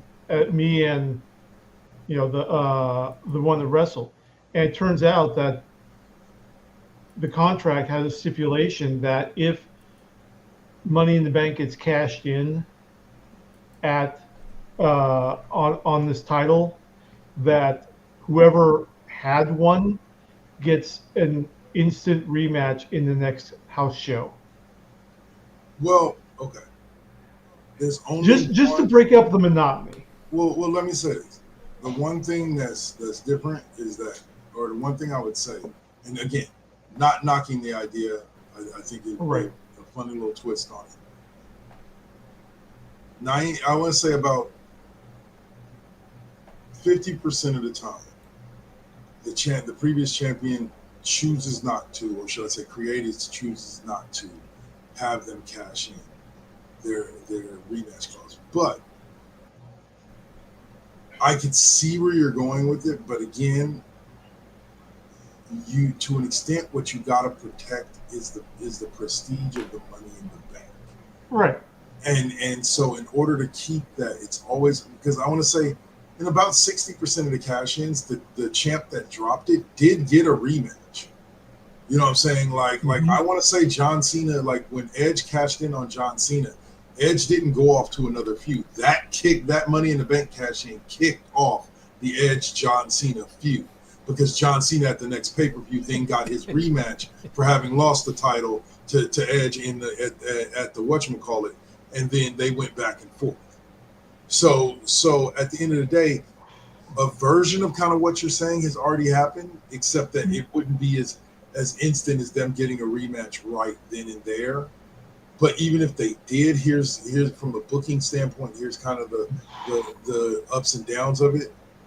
You're probably not going to have the champion win his belt back. He's probably going to lose that rematch, because the reason why you have the Money in the Bank cashed in is you're ready to pull a trigger on a push for that particular person to keep the title. Yeah, I know. So almost instantaneously, from a booking standpoint, you're kind of hamming yourself up in the fact of you now can't have the championship. The only way that makes that, and not knocking it, but the only way that makes it super interesting is if that champion gets his title back. Because then it's like, wow, Exactly. dude, you cashed in Money in the Bank for your title reign to last like a day, and so it's just kind of booking yourself into a corner. But I get the spin of it being interesting and taking out of the monotony of ever since Edge did what he did with Money in the Bank, every Money in the Bank guy, with an exception for John Cena and I believe one other one, Damian Sandow, everyone except for those two have cashed in the exact same way. They come out either after the match is over, or in Seth Rollins' case with WrestleMania, in the middle of the match after the two have beaten each other down, and they come out and win the title like that. Like there is a monotony to it, but it's hard to work. It's hard to book around that monotony. What are you gonna say, Sam? No, I was just gonna say, man, you made me think about that dude. His name just bringing up Damian Sandow, man. Damian Sandow. That to me, motherfucker was. Woo. To me, one of the He was a best genius. professional wrestlers in the business. And I'm not even just talking about that the man could wrestle in ring. But what was his name? Aaron what? Do you remember his last name? Damian Sandow, the actual wrestler? No. I'll say. But I know his first name is Aaron. But he is one of the best professional wrestlers I've ever seen. What I mean by that is he was great in ring. He could work a match, and he could take any gimmick given to him and make it work. Yeah.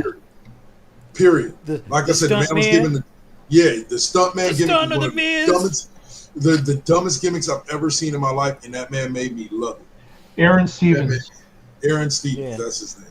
Yeah, that's the guy. listen, that shit. Let me put it to you this way: when he started imitating, when he started doing like the stuntman, when he became the stuntman for the Miz, that was classic wrestling on TV.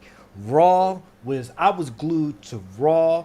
I was glued to SmackDown every week because back then they just stayed, different shows around that time. And man, that was some good wrestling at that time. This guy was definitely at a peak in what WWE. I was heavily invested in him because he was the chameleon of WWE.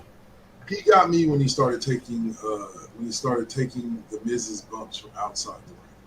As a tag team partner, he was standing on the side of the ring, and the Miz would get hit and fall to the ground, and Damian Sandow would fall to the mat on the outside of the ring in the same way that the Miz did. And it just he committed himself 100% to the gimmick and got it over. And sometimes that's what you have to do. So, but yes, Dave, I do like your idea. I didn't want to sound like I didn't like your idea. No, it's okay. Idea, but I just there's problems in the booking of it. But anyway, and I understand. Yeah. But let's move on. Let's move on to SmackDown, guys, and get to talking about a night in Dublin, Ireland that nobody will forget. Becky Lynch kicked off. Certainly not our truth. Can I open it? Listen, I loved the Becky Lynch, the whole Becky Lynch opening because she came out there, she was really cheering, like the fans were really cheering her on because she's from Dublin, representing well, and she got into the ring and she talked about some things, but then. Right when she turned into character, like when she turned into the bitch, like the man, Lord have mercy. It was like she started dumping on him. And I'm like, oh my goodness, man. Like, and they were yelling, Valyra Valkyria, man. Yeah, that was so sweet. They were, that was a great part when they started that was Valyra. Fucking awesome, bro. But again, that's why she's one of the best in the business. She knows how to work a crowd. She knows how to get them going. And of course, she's in her hometown or in her home country. So of course, she knows the exact right things to say to set people off. Like what I talked about with one of my old co-hosts on one of my old shows about it was Kevin Owens and Ezekiel, or not Ezekiel, but who's the other one? Elias. It's a brother, Elias. It was Kevin Owens and Elias, and they were in Seattle. And yeah, they made a comment about the Seattle Supersonics and how Seattle didn't deserve. And my God, I don't think they could hear themselves think. It was booing so loud. Becky Lynch is kind of simple. She has an ability to get underneath the crowd's skin, and she worked that crowd up, and I loved every minute of it. Leading to, I believe it was Tiffany Stratton coming out, and the crowd started chanting, Tiffy time, Tiffy time, Tiffy time. Of course, Becky Lynch is going berserk now. She's like, I'm your hero, which was the greatest line to me ever. That was just awesome. I'm your hero. You're supposed to cheer me. But yeah. And then after that, after Tiffy came out, we were joined by Nia Jax. Nia Jax and Becky Lynch proceed to start beating down Tiffany Stratton. To which Jade Cargill comes out, has her little moment in the sun. And they drive, and then Nick Aldis comes out and announces that the main event will be, which I love the fact that the main event is the ladies, Intercontinental Champion Becky Lynch and Nia Jax taking on WWE Women's Champion Tiffany Stratton and Jade Cargill. That was a good a female slobber knocker match, if you will, because it was bodies all over that fucking place, man. Oh yeah. Well, say now, we also got a match from the tag what seems like intentionally dysfunctional tag team of Mellow Don't Miz taking on the Motor City Machine Guns. And it was a great match because all four of those guys can go. But I love this whole thing that they're doing where the Miz jumps in at the last minute and steals the pin week after week from Carmelo. Like, I think it's trying to work Carmelo to be an eventual face and then have him turn on the Miz. I can't wait for that to happen, but we'll see if that's what happens. But I have to say this. As much as I love the Miz and as much respect as I have for Carmelo and like him as well, Mellow Don't Miz is the stupidest name for a tag team I've ever seen. Like, I just don't like it. It doesn't roll off the tongue. The shit wouldn't roll off a cliff. Okay? Listen, like, it's just no. No. Listen, I have several problems because, well, number one, it seems like the Miz is going to be, it's like, he's not even a second fiddle. He's like, his whole persona is like third-rate, third wheel in the whole 9 yards. It's like he's like the villain. He's not even the villain's helper. You know, he's the henchman's helper. That's why, you know, he's out there sweeping floors and shit. You know what I'm saying? So it's like, and Carmelo Hayes is like, he's really getting his groove in there. And it's like, and I really don't like him either. Because, I mean, he is a heel to that degree. But it's like, I'm kind of feeling bad for him because, well, it's The Miz, man. I've never really gotten a kick out of The Miz. But I have to give respect to him because he's been in the industry for so long. And he's been, you know, what was he, Grand Slam champion twice? Yeah. Oh, yeah. So, twice over. You know, yeah, so, yeah, I have to, you know, I give him that stop, but he's always been kind of an asshole to me. But you gotta love him, yeah. But you gotta love him, though. Here's the thing about the only time is with was Awesome Truth. Now them, that is a tag team. I have loved The Miz for the last decade, pretty much. The man's one of my favorite wrestlers. Some of his promos give me goosebumps. I will still hate the fact that basically, look, I'm going to say it. I'm going to say it here. This is my revelation for the show. It's the only revelation I'm going to have for this show. Okay? I've been jealous of The Miz for a very, very long time. Because it seems the dude just decided one day, I'm going to be a pro wrestler. And then went and did it. Like, not to say I couldn't have made the same choice in my 20s and who knows where I could have been or whatever talent that I might have had. But damn it, he actually got up one day and went and did it. And now is one of the most successful professional wrestlers ever. So for the past decade, I've loved The Miz. I hate him because I'm jealous of him, but I love his character. I love what he does. And I love the fact that he gets to go be him, amped up to 10, however many nights a week he Well, does. And also too, so though, many you gotta. other things as well. Well, yeah, well, because I mean, most people out there in the world know that Miz was part of the real world, and That's when where he said, that "I want to be a pro wrestler," and he meant it. Yeah, and like he committed to that, and Lord have Took mercy, advantage of every opportunity given to him. I would have loved for him to be Johnny Cage. That's how much respect I have No for the offense to Miz. Carl Urban. I would have loved to seen it. No disrespect to Carl Urban, but I think the Miz would have made a hell of a Johnny. Johnny Cage. But and I'm not even gonna be mad. I like a couple of his Marine movies. I've seen a couple. I ain't of going them. all that far. I ain't going. No. I mean, look. You just swam a little too far out there. In the Miz Well, no, because I mean, there's only so far I can mark out, and but I'm just saying. Listen. It's late night TV, and a lot of those times I was working security, so I'd sit up there and I'd be like, okay, it sits here, and actually, the one with him and Shawn Michaels was actually pretty good. Okay. But we all have our guilty pleasures. Yeah, but it's not perfect series. So. Well, no, and I get that, but my thing is that I have a lot of respect for him. I did watch a little bit of his reality show and what have you, and it's like you can't hate on this guy. Yep. He said when he was determined to do that shit, he was determined to do it. 100%. Can't get mad at that. All right, so that led us into a match between Charlotte Flair and Piper Niven, two queens of the ring. Charlotte Flair comes in as half of the tag team champions as her and Alexa Bliss are currently feuding with Chelsea Green and the Secret Hervis. It was a decent match overall. Right. Niven ended up defeating Flair. I believe it was.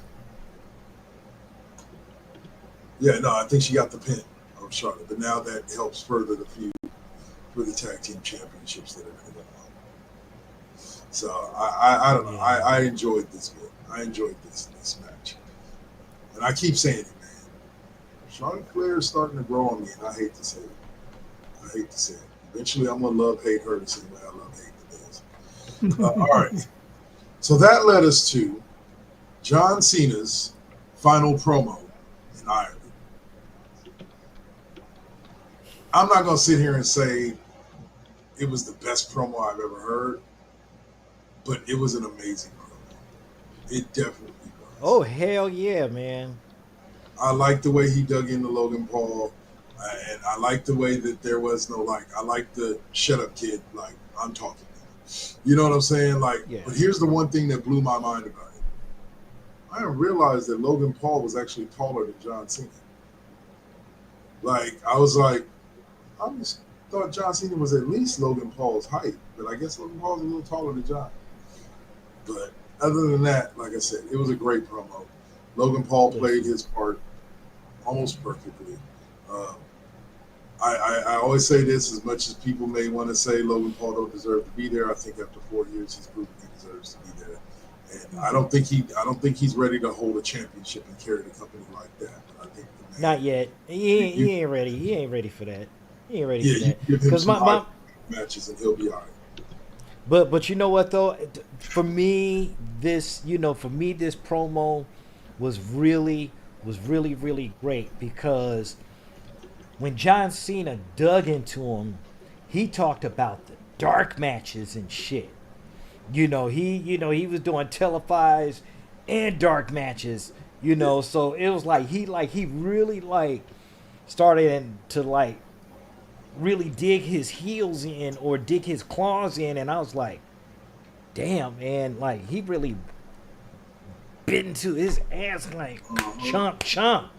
One of my favorite parts. Go ahead, finish it. Oh, So yeah, no, and it my thing is that it was great in that aspect because he did talk a little bit about how it's going down and how John Cena is going out on his terms. Oh, And he's not gonna sit up and he's not gonna like this little kid, like this little whippersnapper. He's like, I'm gonna beat you I'm gonna beat you like a stepchild, kid. I'm fixing to get in your ass. I'm fixing to teach you a lesson. Like coming up in here trying to disrespect me in Paris. I got fans here. Man, get the fuck out of here, man. I'm fixing to break you down. I'll say now. My favorite part about it was when Cena walks over to the Prime display at ringside. That's always Oh, there. that was funny too. Yeah. His line. I may be misquoting this, but I believe his line was, "You're here to use us as a branding thing or a branding launch to buy yourself a new Pokemon or buy yourself another Pokemon card." I'm sorry. Yeah, John, I'm sorry. Logan. Like, you have no business standing in the ring holding a mic with John Cena. But John, yeah, he did shade him, man. He shaded. I forgot about that because he knocked over that whole fucking display. That shit was funny. He got his ass like I said, dug the claws in. I forgot about that display shit. That shit was funny to me, man. All right, so that took us into a returning Street Profits. Before I get to talking about the match that they had with the MFTs, I want to mention, if you are not following Montez Ford on Threads or Instagram, I would suggest you do. He recently dropped a promo hinting at the Street Profits going back to being their old selves with the solo clubs and everything, but it was peak work for Montez, like very much peak promo work for Montez. But now back to the match. Yeah, the solo cups, man. Yeah, the Street Profits get the win over the MFTs with the help of Jimmy Uso and Sami Zayn. And like I said, I'm liking Solo Sikoa and the MFTs. I'm wondering how it's going to work out. Are they just going to grow the group by one more member? Because Tonga right now is out with a finger or with a hand injury that required surgery. So that's why he's not in there. So when he comes back, I wonder, are they going to separate JC Mateo from the group? Or is it just going to become 5 guys?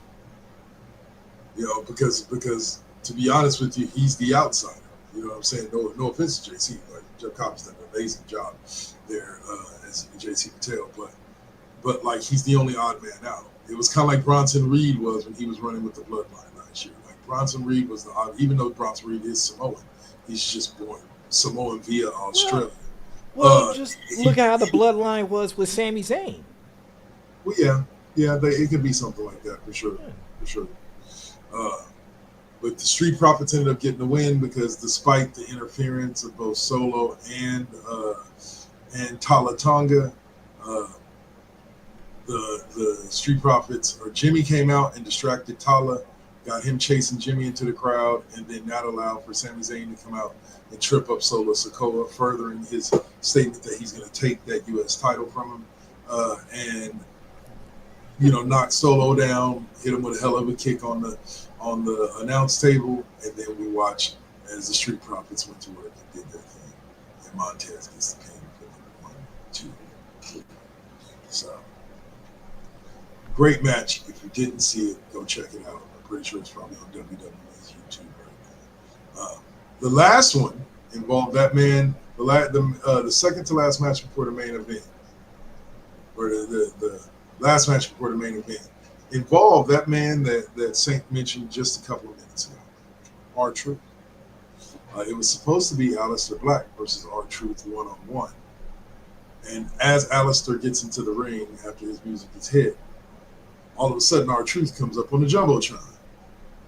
He's talking to Dublin. He's like, "Hey, Dublin, I'm sorry. I can't be there." And in classic R-Truth fashion, he looks at the screen and goes, "I flew to Dublin, Georgia, instead of Dublin, Ireland. I didn't know there was 2 places named Dublin in the world." And so R-Truth says he can't be there, but he has a friend who can. Take a while. Well, I know you know, Saint. Take a while. Guess who walked out there?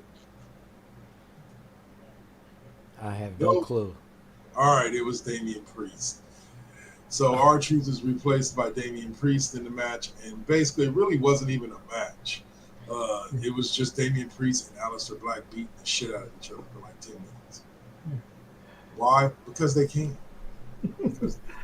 Now, it'd be interesting if they repeat that bit for Clash in Paris, where R-Truth ends up in Paris, Texas. Paris, Texas. That would be some shit. That would be some, yeah, that would be hilarious. R-Truth. Sorry. I'm glad he's back to being himself. Not to say that I didn't like where they were going with the Ron Killings bit. Hey, what's up, Osiris728? Thanks for tapping in. All is well. Hey, Osiris, what's up, bro? Yeah, hope everything is all good with you as well.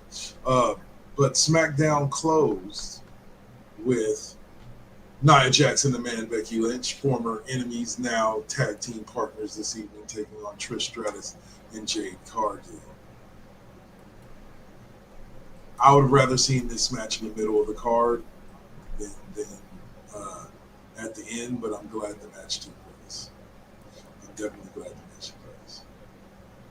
So, Saints, any thoughts on the tag team match to close the day? Like I said, man, it was, it was a piece of work. It was just like, it was like a big ass cat fight with all the trimmings and all of that. And like, I was right there for it, man. And enjoying that was just the cream of the crop. Jade Cargill's still doing her thing. She's still, making the necessary improvements. Tiffany is always a pleasure rolling in. But Nia Jax, though, like, I don't know what the hell happened to her last night, but like, she kind of had a new attitude or something and bringing back to the ring. So it's like, yeah, I'm there for it because I've always loved Nia Jax. Yeah, I've always loved Nia Jax. She's actually trimmed out, I think so. Like, she lost some weight. She was definitely smaller than the last time I saw her. Right. So that will lead us into discussing the Clash in Paris card so far, which there's only 4 matches. I expect maybe 1 or 2 to be added on SmackDown and Raw this week, leading into next week's pay-per-view. But the 4 matches that they have so far were John Cena versus Logan Paul, of course. Mm-hmm. Seth Rollins in a fatal 4-way with CM Punk, Jey Uso, and LA Knight for the World Heavyweight Championship. Mm-hmm. Sheamus versus Rusev in a good old-fashioned Donnybrook match. Mm-hmm. And Roman Reigns taking on Bronson Reed. I'm looking forward to this. So far, I think that it will be worth whatever I'm paying. But I believe this will be the last pay-per-view on Peacock. The rest of the pay-per-views for the rest of the year will be shown on the ESPN app. Okay, I do not know if I need to see what the most recently announced PLE is going to be, because that is going to be coming up right after Clash in Paris. Right. Well, they actually have 2 of them going on next month. In that they have the one that you spoke about. They're doing another Worlds Collide in September 12th. Yeah. On September 12th, and they have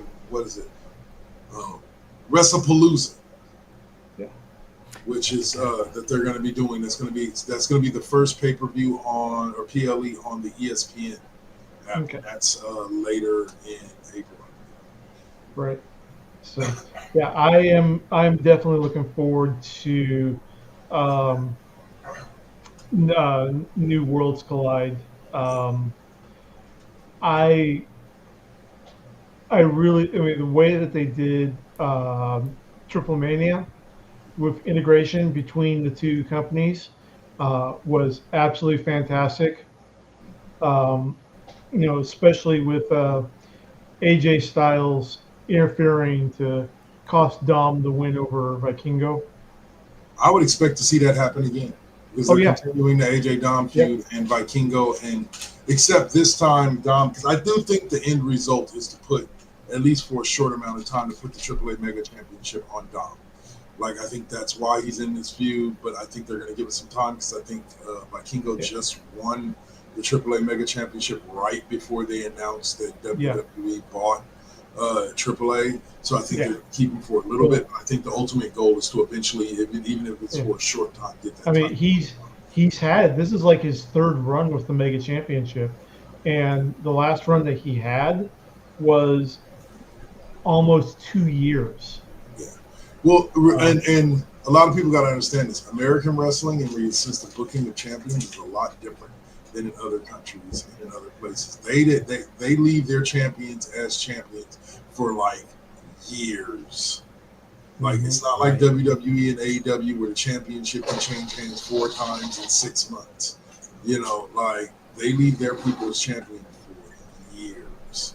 So like, yeah, I wouldn't doubt it if Vikingo, his last title reign is at least a year or 2, because that's the way they do things in other promotions, you know, around the world. So, all right, y'all. So just to close out this segment, we go back to, and say, you can answer this if you want to, which 1980s TV series was the first to feature a very special episode, in quotes, addressing the dangers of child molestation, starring Gordon Jump as the villain? Any idea? Different strokes. Yep. Different strokes. That is. So I remember that episode, man. That's a core memory for Gen X that is never going away. That's never getting burned out. Dude, listen, back then, well, no, because see, back then, when TV shows, they had these, like, they always had these disclaimers, right? Especially on NBC, and they would do this. The following episode will be blah blah blah this and blah blah that, you know, about this and that. And well, they still do it on today. This episode, so it's like, I know, but you know, but back then it was more. It was a big deal. It's kind of a big deal. That was other than like the ABC after school specials, that was like the first time that something like that happened in prime time on network TV. Yeah. Okay, let me go ahead real quick. There's a hold on one second. Hold on one second. I'll let you do the shout out. Okay. One second. There was a recent episode, and as recent as 2018, of The Connors, in which they did an episode about a shooting at the mall in town. And they opened the episode with Lacey Gorson basically telling people, like, there are certain images, or not images, but themes and so on and so forth of this thing that will be triggering. And it's literally called, I think, the Triggered episode. And so, like they're still doing it today, where they announce that they're going to be doing this. Now, go on, Sam. Give okay. I want to go ahead real quick. First of all, I got to give a shout out to the Architects of Fate. This is like, I've been, and I mean, I've lurked in some of their streams. And when I tell you, that is some of the best tabletop, like, it's all kinds of shit, like D&D, fucking Star Trek, like, I'll sit up there and, like, be sitting up there and looking, you know what I mean? And then, of course, got to give the shout out to Tech Thinkers, the tech here.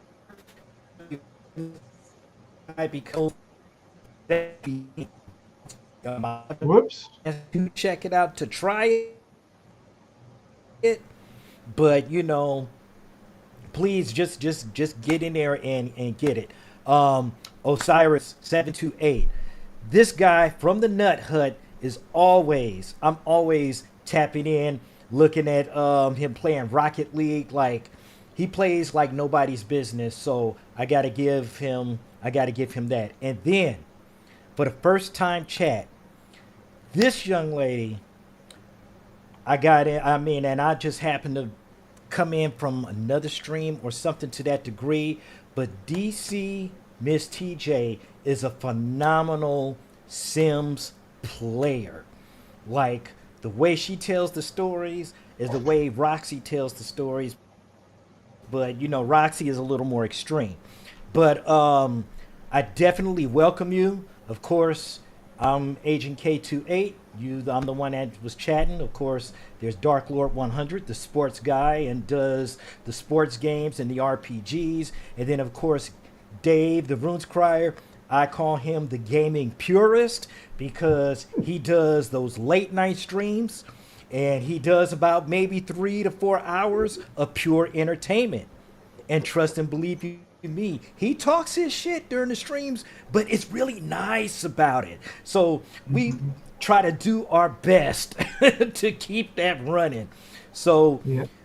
everybody make sure that you follow each other, because this is what it's all about. I do my best to talk about the people that we actually take the time to stream with, and I go into these shows and yeah, it's all good. Why is the Dark Lord all the glowing white hair? Jeez, bro, you know what? I don't understand it. Is that your superpower, sir? I'm the Dark Lord because at one point I was the only black dot on an all-white board in a group of friends. So I became the Dark Lord. Anyway, but no, yeah. Well, you know, this your answer. This comes with, there you go. This comes with age, right there. That just comes with age. There you go. Well, so all right. So let's take that. Let's let that take us into Tech Tinker's favorite part of the show, which is.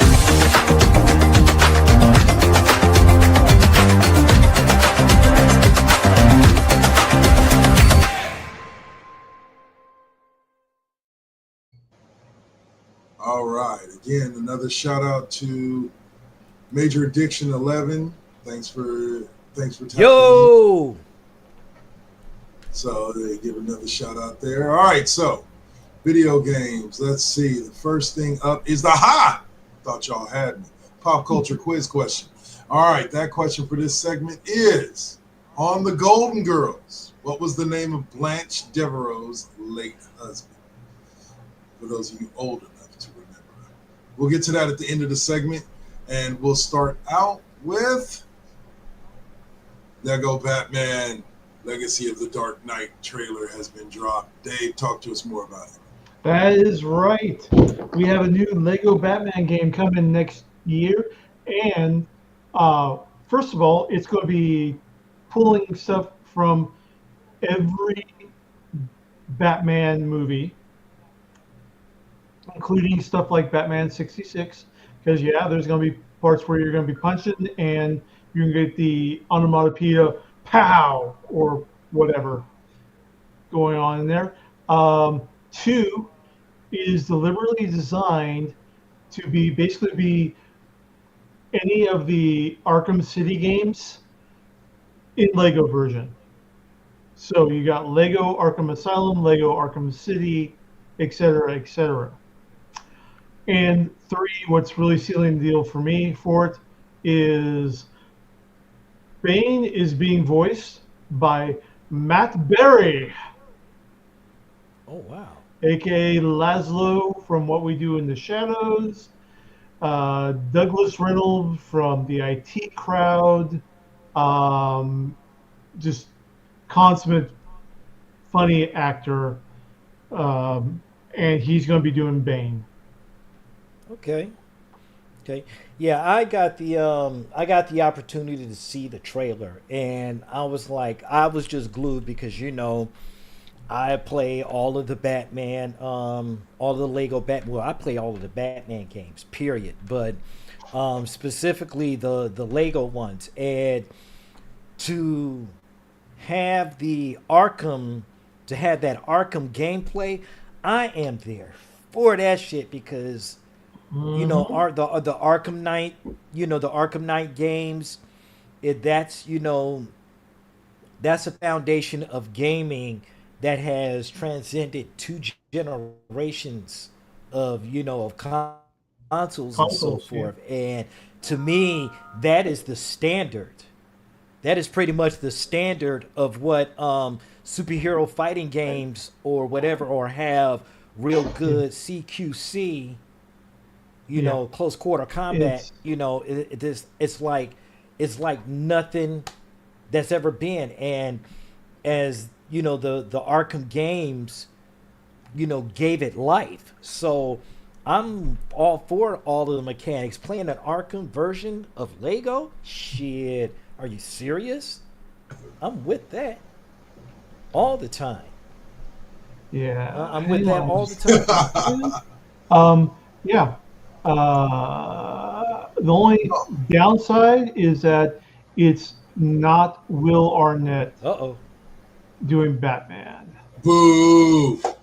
Boo. Yeah. Will Arnett needs to sign one of those things saying that they can use AI to do his voice. Boo. I'm trying to pull up a. I was talking about him earlier when I was talking about Twisted, the new episodes of Twisted Metal. Yeah, and Will Arnett is awesome. Oh. Yeah. Yep. Yeah. So, but yeah, it's going to go.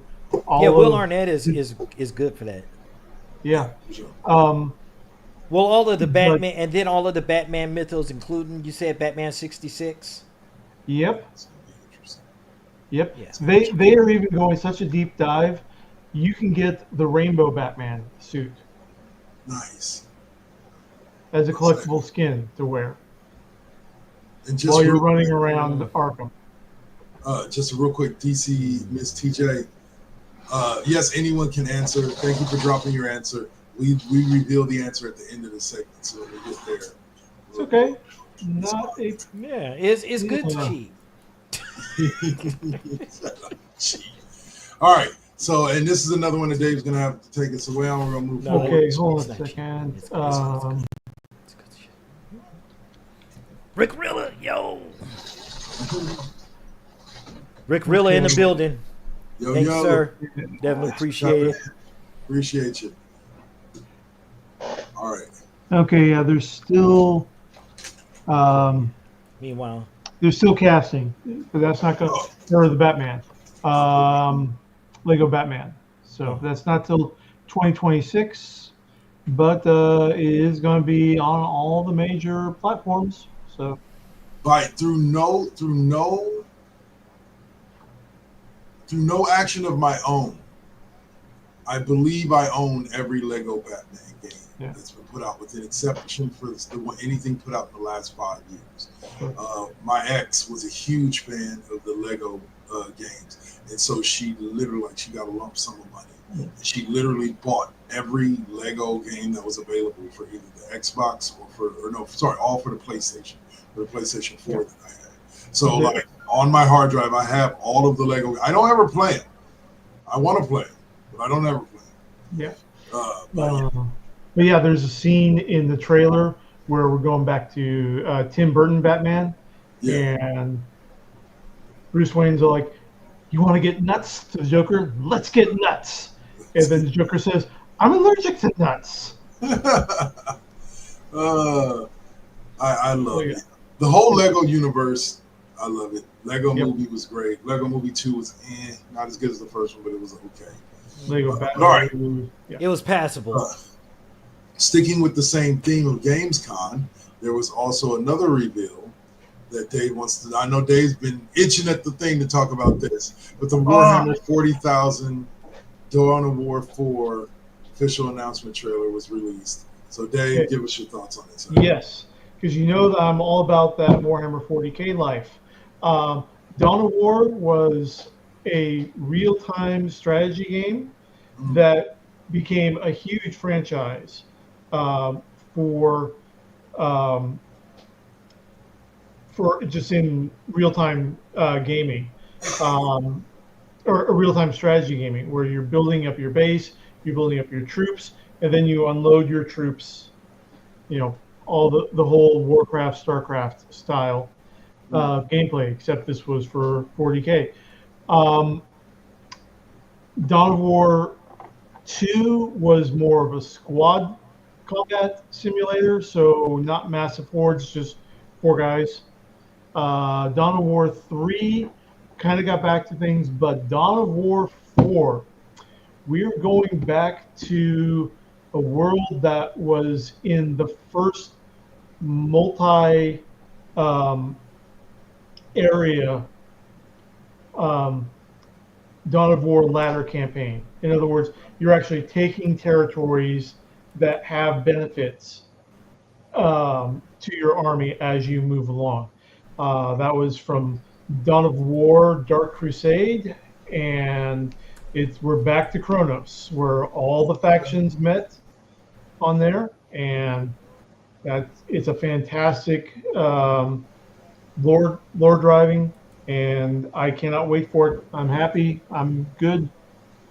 I'm going to start once I start getting back to PC game streaming. I'm going to go through 40K, Dawn of War, Dark Crusade, just to show people what's going on with it. I'm going to be honest with you. Tech Tinkers just made a comment thing about Microsoft doesn't need to do anything because, like Intel, they shut everything down and said Xbox last week, no more announcements for another 6 months. I'll be honest with you. Like, video games in general need to go back to once a year.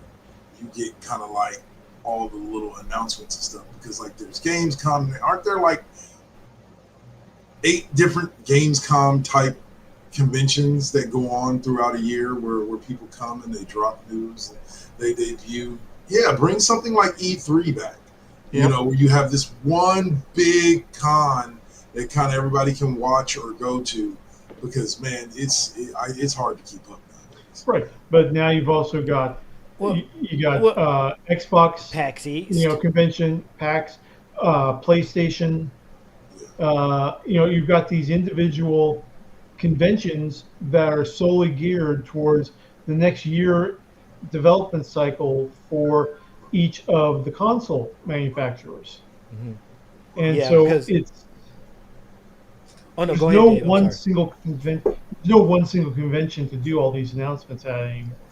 But there used to be, like you said, bring E3 back. Yeah, like, well, you know what? Call it E4, call it E7. I don't care. But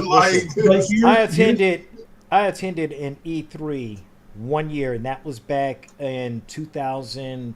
That was the 2003, 2004. I know the Madden. That was the year that the Raiders and the Tampa Bay Buccaneers were in the so that was the 04 one. I saw the preview of that. I actually got a chance to play the demo of that at that particular E3, and it was a mind-blowing experience because I had the opportunity to see like Snoop was just like walking around and doing different shit and talking to people. You know what I mean? And those kind of events, I miss that type of shit. I am not disagreeing with you regarding bringing back E3. What I'm saying, though, is like everything else in the creative sphere, the MBAs screwed everything up because they want their individual conventions because all the focus is on their product. They're not competing with anyone. They can control the narrative surrounding the game's announcements much better. Yeah. Okay, and that's the thing. It's like it's the same reason why Disney doesn't go and do Hall H at San Diego anymore, because they've got D23 to unleash all the big news. Yeah, right. It's just you got to realize, and I understand why it's happening. It's not the why that bothers me. It's just a matter of understanding that it's corporate initiatification. You're not just that. You're overstimulating your client base with way too many things. Unless this would be the only way is if you're going to give me like 2 weekends in March every year where all of these conventions take place. 2 weekends in March where all of them take place. They have their slot or whatever that they do. Maybe it's not all at the same place. It's in different parts of the world. So yeah, it sucks for anybody who wants to make it to all of them. You're probably barely going to be able to make it to 2 or 3, and then the rest you're just going to have to watch on the internet. But instead of spreading it out, instead of one's in March, one's in May, one's in July, another one's in August, it becomes overstimulating. Maybe that's just for me, but to me, I think it would be a lot better if it was all consolidated. Like I said, not necessarily all consolidated into the same convention, but all consolidated into the same time frame as far as like weekend. Wizard World. It's the Wizard World approach. But Tony Stark Yeah. like bitch. But it's it is what it is because and there is also something to be said where, okay, do I want to go to this presentation and miss this panel, Yeah. or do I want, how am I going to make my schedule? Whereas the control schedule for the Nintendo, for the Xbox, for the PlayStation only conventions, it's much more manageable Right. to decide Yeah. Well, what am I going to want to do. again, they can have their own thing. One can be in Atlanta, the other one can be in New York, the other one can be somewhere in Florida, the third one can be, the fifth one can be up in the Pacific Northwest, another one can be in San Francisco. But they all have to happen time frame within this 2 week span. Yeah. But you can have them wherever you want. And then it's just up to us as fans which ones we want to go to, which ones we don't. Yeah. I think that's a much simpler thing to deal with than the overwhelmingness of every couple of months there's a con. Right. Yep. Especially if you're trying to go to all, because it kind of narrows down the decision for you. But anyway, that's just my rant.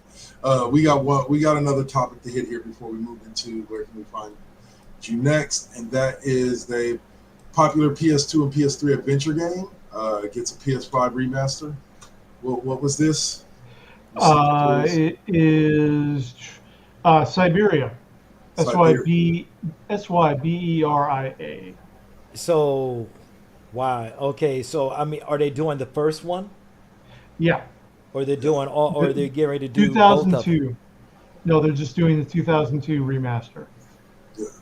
Okay. Siberia is a decent game. I played. What was it about? Never played it. It was more of a journey. It was this young lady? I can't remember the name because that was like 20 years ago, man. And it was more of a puzzle type. It wasn't no type of like action. Kind of like, you ever played the game Myst? Do you remember the game Myst? Yeah. I try not to, but yeah. Yeah, it was one of those type of narratives. Okay. Not no serious like mind blowing action, so to speak, but it was more of a click and point.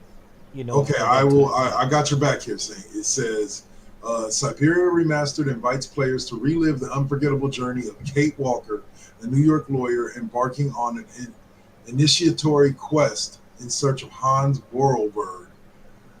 Is the base storyline for it? Yeah. Yeah. Okay, well, Siberia, yeah. The second one is what I really played. Okay.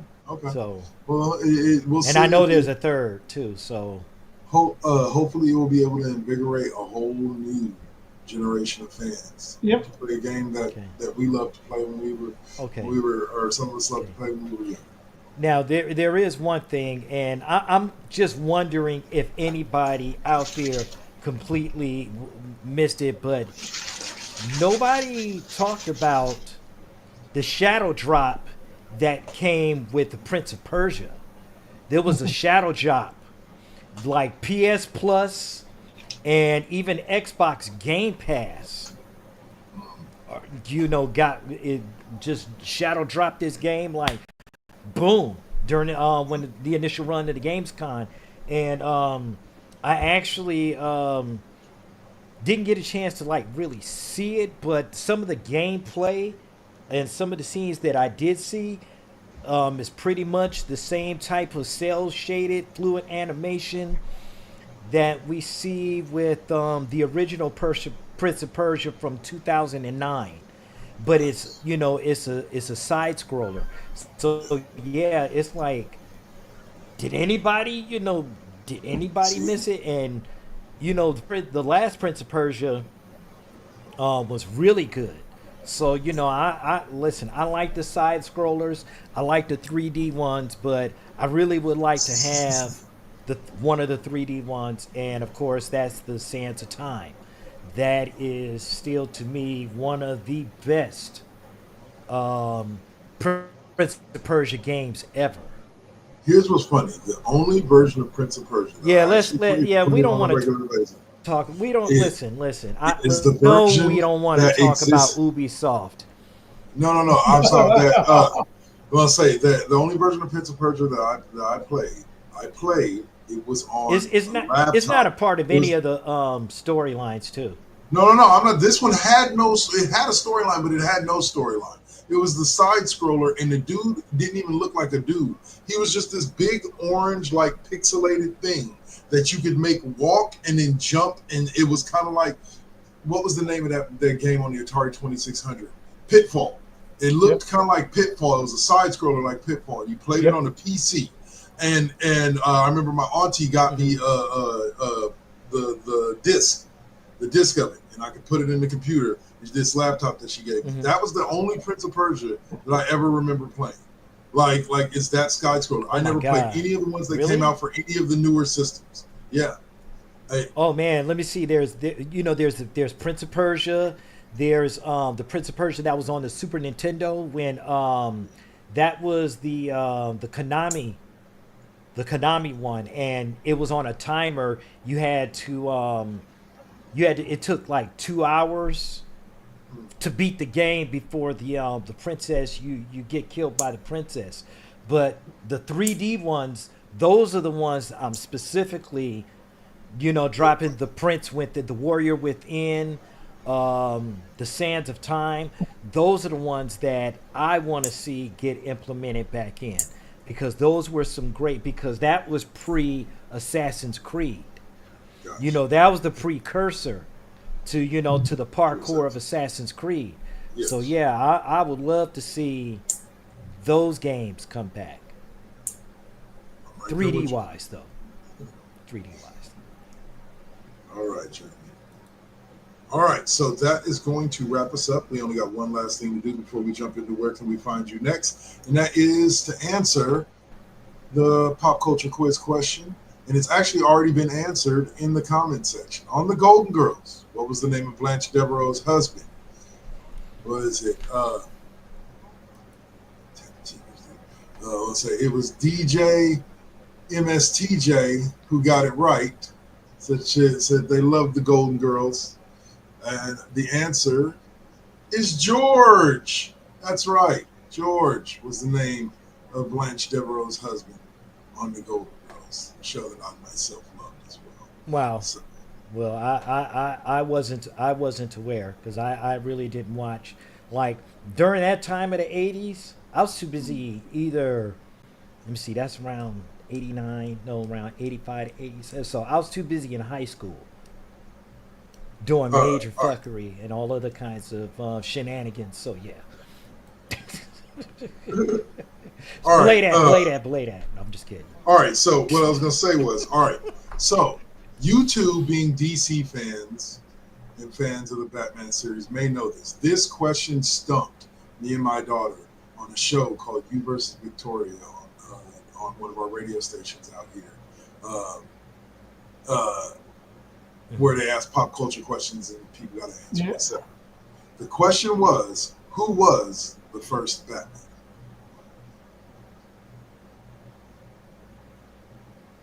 Without looking it up. I mean, okay, so are you talking about? The first No, I live won't look it action up. I think it was either Robert Lewis, the 1943 serial, I believe. You got the year right. Yeah, You got it's the first Lewis, names in there, but go ahead. yeah, Lewis Or 19? No, it was 43. Uh-huh. Or it was Wilson something. I know, Yes. Lewis Wilson, I think. because there were Yes, two of them. that's what it was. There were two Batman Dave- serials. Dave got it right. The very first was 1943. You had that right. With Columbia serial, Batman was a movie, and 23-year-old Lewis G. Wilson was the first Batman. Of course, the person that was playing the game immediately said Michael Keaton. And that's exactly what Tech Tinker says, is that the first Batman, my inner child, after seeing Michael Keaton. Like, I'm not old enough to remember the 1943 Batman, and I'm not enough into the lore to know that. So I said Michael Keaton myself, and then they were like, no, it's Lewis G. Wilson. I'm like, who? So I had to go to Google and look it up, and it gave me the idea to test your nerd minds today on the show. So you guys passed the nerd Now, exam. who was the first Superman? Yeah. It wasn't Christopher know that Reeves. one, He too. was the one from my childhood, but Absolutely not. what? That's what I said. It wasn't Christopher Reeves. It was Not because George he was Reeves from my either. childhood. Huh. So who is it, No, gentlemen? Go ahead. I said it wasn't George Reeves either. No, I know. I said It go wasn't on George ahead. Reeves either. His name Okay. Kirk Allen. Kirk Allen. Kirk Allen. There you go. Oh yeah, well I mean, yeah, Kirk Allen, yeah, because he actually made a cameo appearance in the 19 movie with him and Noel Neal as Lois Lane's parents. So before we Okay. go into where can we find you next, let me say and, this. You know, the If one you thing learn- I do have to give that respect. if you learn anything from this last little part of this segment, I want you to take away this. If somebody is asking you who is the first somebody, it's probably not the first person that comes to your mind. Now, Almost always are trick questions. you want do you want a geek history question that's going to blow your mind? Sure, hit us with it. Who it was the first commander of the original USS Enterprise from way back in the Revolutionary War? Oh, you're talking about that? I don't know. I'm like on the show is Pike before Picard, but yeah, you're not talking Star Trek. So I don't. Benedict Arnold. Benedict Arnold. Benedict Arnold was the commander of the USS Enterprise. There you go. There you go. If you don't know, well, Wait, what? Yep. Corey, he's not talking about Star Wars. He's not I'm talking not about Star talking Trek. about Bro. The historic USS Enterprise, the first of its name. No. And I was like, and I had to think about that. The very first Enterprise, like the ships, and I was like, Yeah. wait, when? What? Okay. Yeah. Captured British sloop on Lake Champlain back in 1777. He said everyone else is in Star Trek. Huh? Tech Tinker says everyone else is in Star Trek. Anyway, but yeah, okay. So that will take us, guys. Thank you for that little factoid question there, Dave. Appreciate you. And we will now jump into the. Wow, that's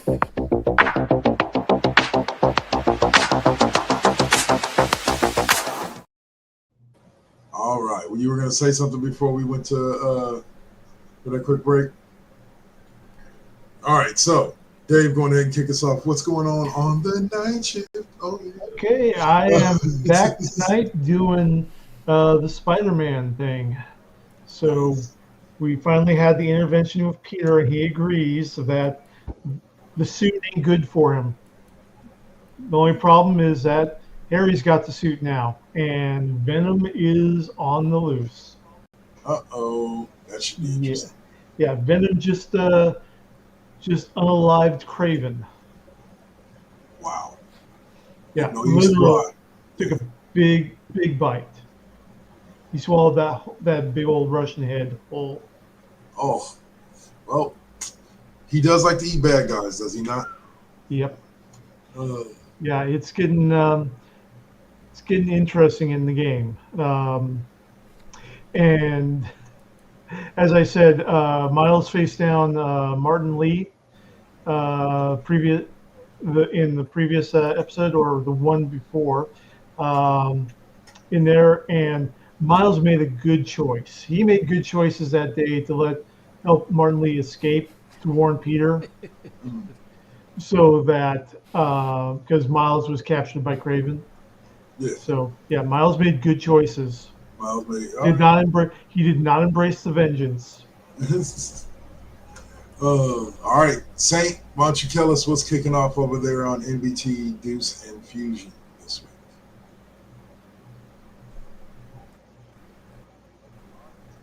well. Okay, so So tonight, I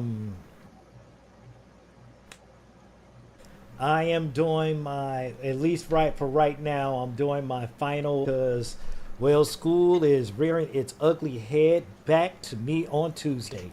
But we're going to be doing a combination of all of the shows tonight. So we're going to get some gaming in, but we're definitely going to be getting some music in there too. And Okay. we're going to be doing some other things. And we got the new Gaslight of the Week. So yeah, That's literally all right. that's the new thing. Gaslight of the Week. Hell yeah. All right. Oh, and that'll be So, on around we're looking at 10:45 p.m. Eastern, 7:45 Pacific. all right. And I'll say we are, and of course, you can find me in about an hour and a half. Okay. To a SpaceX launch over on NASA in about 20 minutes. Tech Tinker says if any of you guys want to check it out. I'll say, but we are going to be going to the classroom this evening with both O'Malley and Swab as usual. So we had to join us. We had to ban somebody next week. So I'll make the announcement right here, right now, just in case anybody that's watching now wants to watch later. If you wish to debate us on any of the subjects that we talk about, we will gladly debate you. Heck, if you want to come on my show or the show, The Classroom, and debate me on any sports topic that you want, or me or any one of my other calls, we can set that up. What we will not tolerate is people coming in and being rude. He's good at it. In the comment section and starting off by attacking people or talking and so on and so forth. If you really want to be on the show, if you really want to debate us, come in and ask. We'll bring you on the show. That's all a possibility. Tonight, classroom, 6 p.m. Pacific, 9 p.m. Eastern. We run for about an hour. And then, like Saint said, following us will be him with an MBT Fusion / Deuce Fusion. And No, it's Fusion. It's Fusion. It's my streaming and MBT Deuce. That's why it's Fusion. I won't ban you, Tech Tinkers. We'd never ban you, bro. I want to say, but yeah, so I'll be on for that from 6 to 7, probably 7:15. And then Saint will be on after that. And then video game wise for Dark Lord 100 Plays. Sorry, I've been off. Things have been hectic, kind of a little bit around my house. So I've been off for a couple of days. I only did Tuesday and Wednesday. But I'm hoping to get in Tuesday, Wednesday, Thursday this week, just in case I get this job and have to start working the next week. And I'll be moving back to nighttime when that happens. So I am Dark Lord 100. Next to me is Room Scriber. Next to him is the Saint. And we are done. You guys, thank you to everybody who tapped in. Tech Tinkers, DC, Miss TJ. Who else was it? Rick Rilla Gaming. Rick Rilla Gaming. All of you, we appreciate you. Major Addiction 11, Architects of Fate, like all of you. Osiris 728. Shout out to all of y'all that tapped in. We appreciate all of you, and hopefully you'll tap in next week when we bring you more Cheap Pop podcasts right here on the First GenXers Broadcast Network on Twitch TV. Peace. Absolutely. You Every Sunday, y'all. Yep. You ready to sell? Yes, I am. We're gonna read over. We're gonna head over to going over to Creed's Classy Bling. All right, y'all. We're out of here. Peace. Thank you.